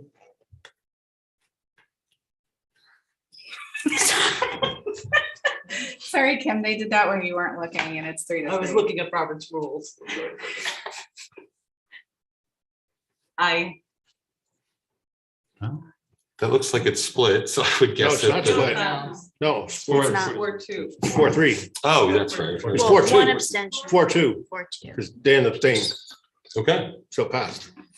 the motion passed, but it will not be designated a preferred site. Right. Okay, let's move on to the next line of business, which is the line of credit application. I think we're tabling this You're until we tabling it get. until you have a treasurer. They get a always leave treasurer. at 9:30. Why do they always leave at 9:30? Well, your idea. Mine always clears out at 9:30. Yeah, we're tabling the line of credit until you all have a treasurer. And we'll have that ready for you on Thursday. Okay, and then, so the next item is the authorized representatives updated forms. Have to make a Kim? motion? Okay, let's do it. This is, if I understand, a formality to change the signing authorization to the new chair with their name, so. Yeah. May I? Absolutely. Mr. Chair, I move that the select board appoint Michael White, select board chair, as authorized representative for RF 1-222 3.0, RF 1-271 1.0, RF 1-291 2.0, and RF 3-390 3.0. Thank you, Kim. I hope those numbers are correct. Dan will second. All right, all those in favor say aye. Aye. Opposed? All right, that's unanimous. Okay, so next we have commission reports. I think last time I started with Kim, so maybe Lanny, I'll start with you. I have nothing, sir. Nothing, right? Nothing to report. Ally? Oh, I do have some things, but I'm sorry, I'm grabbing my notes. Sorry, folks. Just reporting from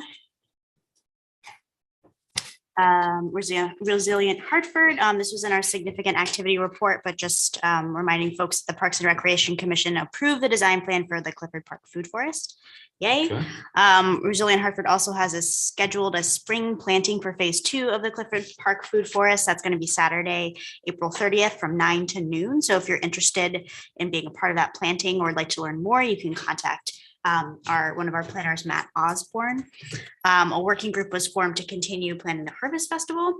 There were recently 2 committee resignations from Frederica Graham and Marcia Govan. So just wanted to thank them both for their service to the committee. We just had one of those spots filled by Earl Hatley, who we appointed tonight, but that means there's still a committee spot open for Resilient Hartford. So please apply if you're interested. H. Corey has not met since our last meeting, and then Ad Hoc Committee on Emergency Shelter. It appears we just heard back that from a legal opinion regarding rental housing code being applied or not applied to RVs as temporary shelter. It seems that rental housing code would not apply. So just moving forward with the proper channels with that. And also the committee just had a discussion about that June end date that the board had decided on of its current charge. That was the extended date that we discussed in February 22nd in our meeting. The committee agreed to revise its draft charge for a standing committee on affordable housing and homelessness. That's something they put forward on the 22nd. They added a few revisions to that just to be back on the agenda for some further discussion, which hopefully the board can have at a later meeting. That's all I got. So, Mary? I attended the Conservation Commission. A full agenda of work/play was covered regarding trail maps, the Spring Trails Workday, Kestrel Nest Boxes, Vernal Pool Walk, Hartford Salamander Team, and Green Up Day. The primary habitat recommendations from the Integrated Town Management Plan gained consensus, but there continues to be a source of differences on the secondary recommendations, primarily in the area of the proposed 4-acre timber patch where they would be harvesting timber in the hurricane forest. The commission hopes to get feedback from the public in this area via a survey and an open and respectful discussion where both sides of the issue would be laid out. There's both a meeting that's being planned at the forest, likely towards the end of April, like around April 23rd, but they want to do a discussion most likely around May 5th from 5:30 to 7:30. All right. Yeah. I sent comments to Lana, which will show up in the notes. So I'll Fantastic. save you the excitement. Kim? I sent mine too, and I wasn't even able to attend planning commission. Was last Monday, and they are had a discussion about possible zoning district change from industrial commercial to industrial commercial residential up near Ballardville Drive. It was a very robust conversation. I did watch the video. I read the minutes, but there will be further discussion. They're going to hold another workshop on the topic on Monday, April 18th at 6 p.m. Thank you, Kim. I sent my notes to Lana as well. School board, they heard from the principal of Hartford High School and the principal of the Dothan Brook School, updating sort of students are doing a lot of activities, clubs, athletics, which is very good. They're also working on improving mental health and well-being resources for the students. Dothan Brook mentioned that they've got a behavioral interventionist, and they've had their incidents of disruptive behavior cut in half. So that's good. The other was the Climate Action Committee. They have settled on having meetings the first and third Wednesday of each month at 5, either in room 2 or they're like hybrid, so room 2 or on Zoom. And they're still sort of figuring out, particularly with the Climate Action Steering Team, how they want to be useful, sort of advising people or the town on their recommendations. So that's what I've got. So we can go to the consent agenda, and I will take a motion. Dan? I would like to make a motion that we approve the payroll ending 4/2/2022, approve meeting minutes of 3/22/2022, approve AP manifest of 4/1/2022 and 4/5/2022, select board meeting dates of this Thursday, special meeting 4/7/2022 at 6 p.m., as well as 5/3/2022, 5/17/2022, and 5/31/22. Already approved has been 4/19/2022. Second from Rocket. All those in favor say aye. Aye. Opposed? Okay. And now I will take a motion to adjourn our meeting. Second. All those in favor say aye. Non-debatable. Aye. It's non-debatable. non-debatable. I second it. Whoa. It can only get better if they pre-decided. Don't forget to sign your paperwork tonight. Unfortunately, you're gonna have purpose on it.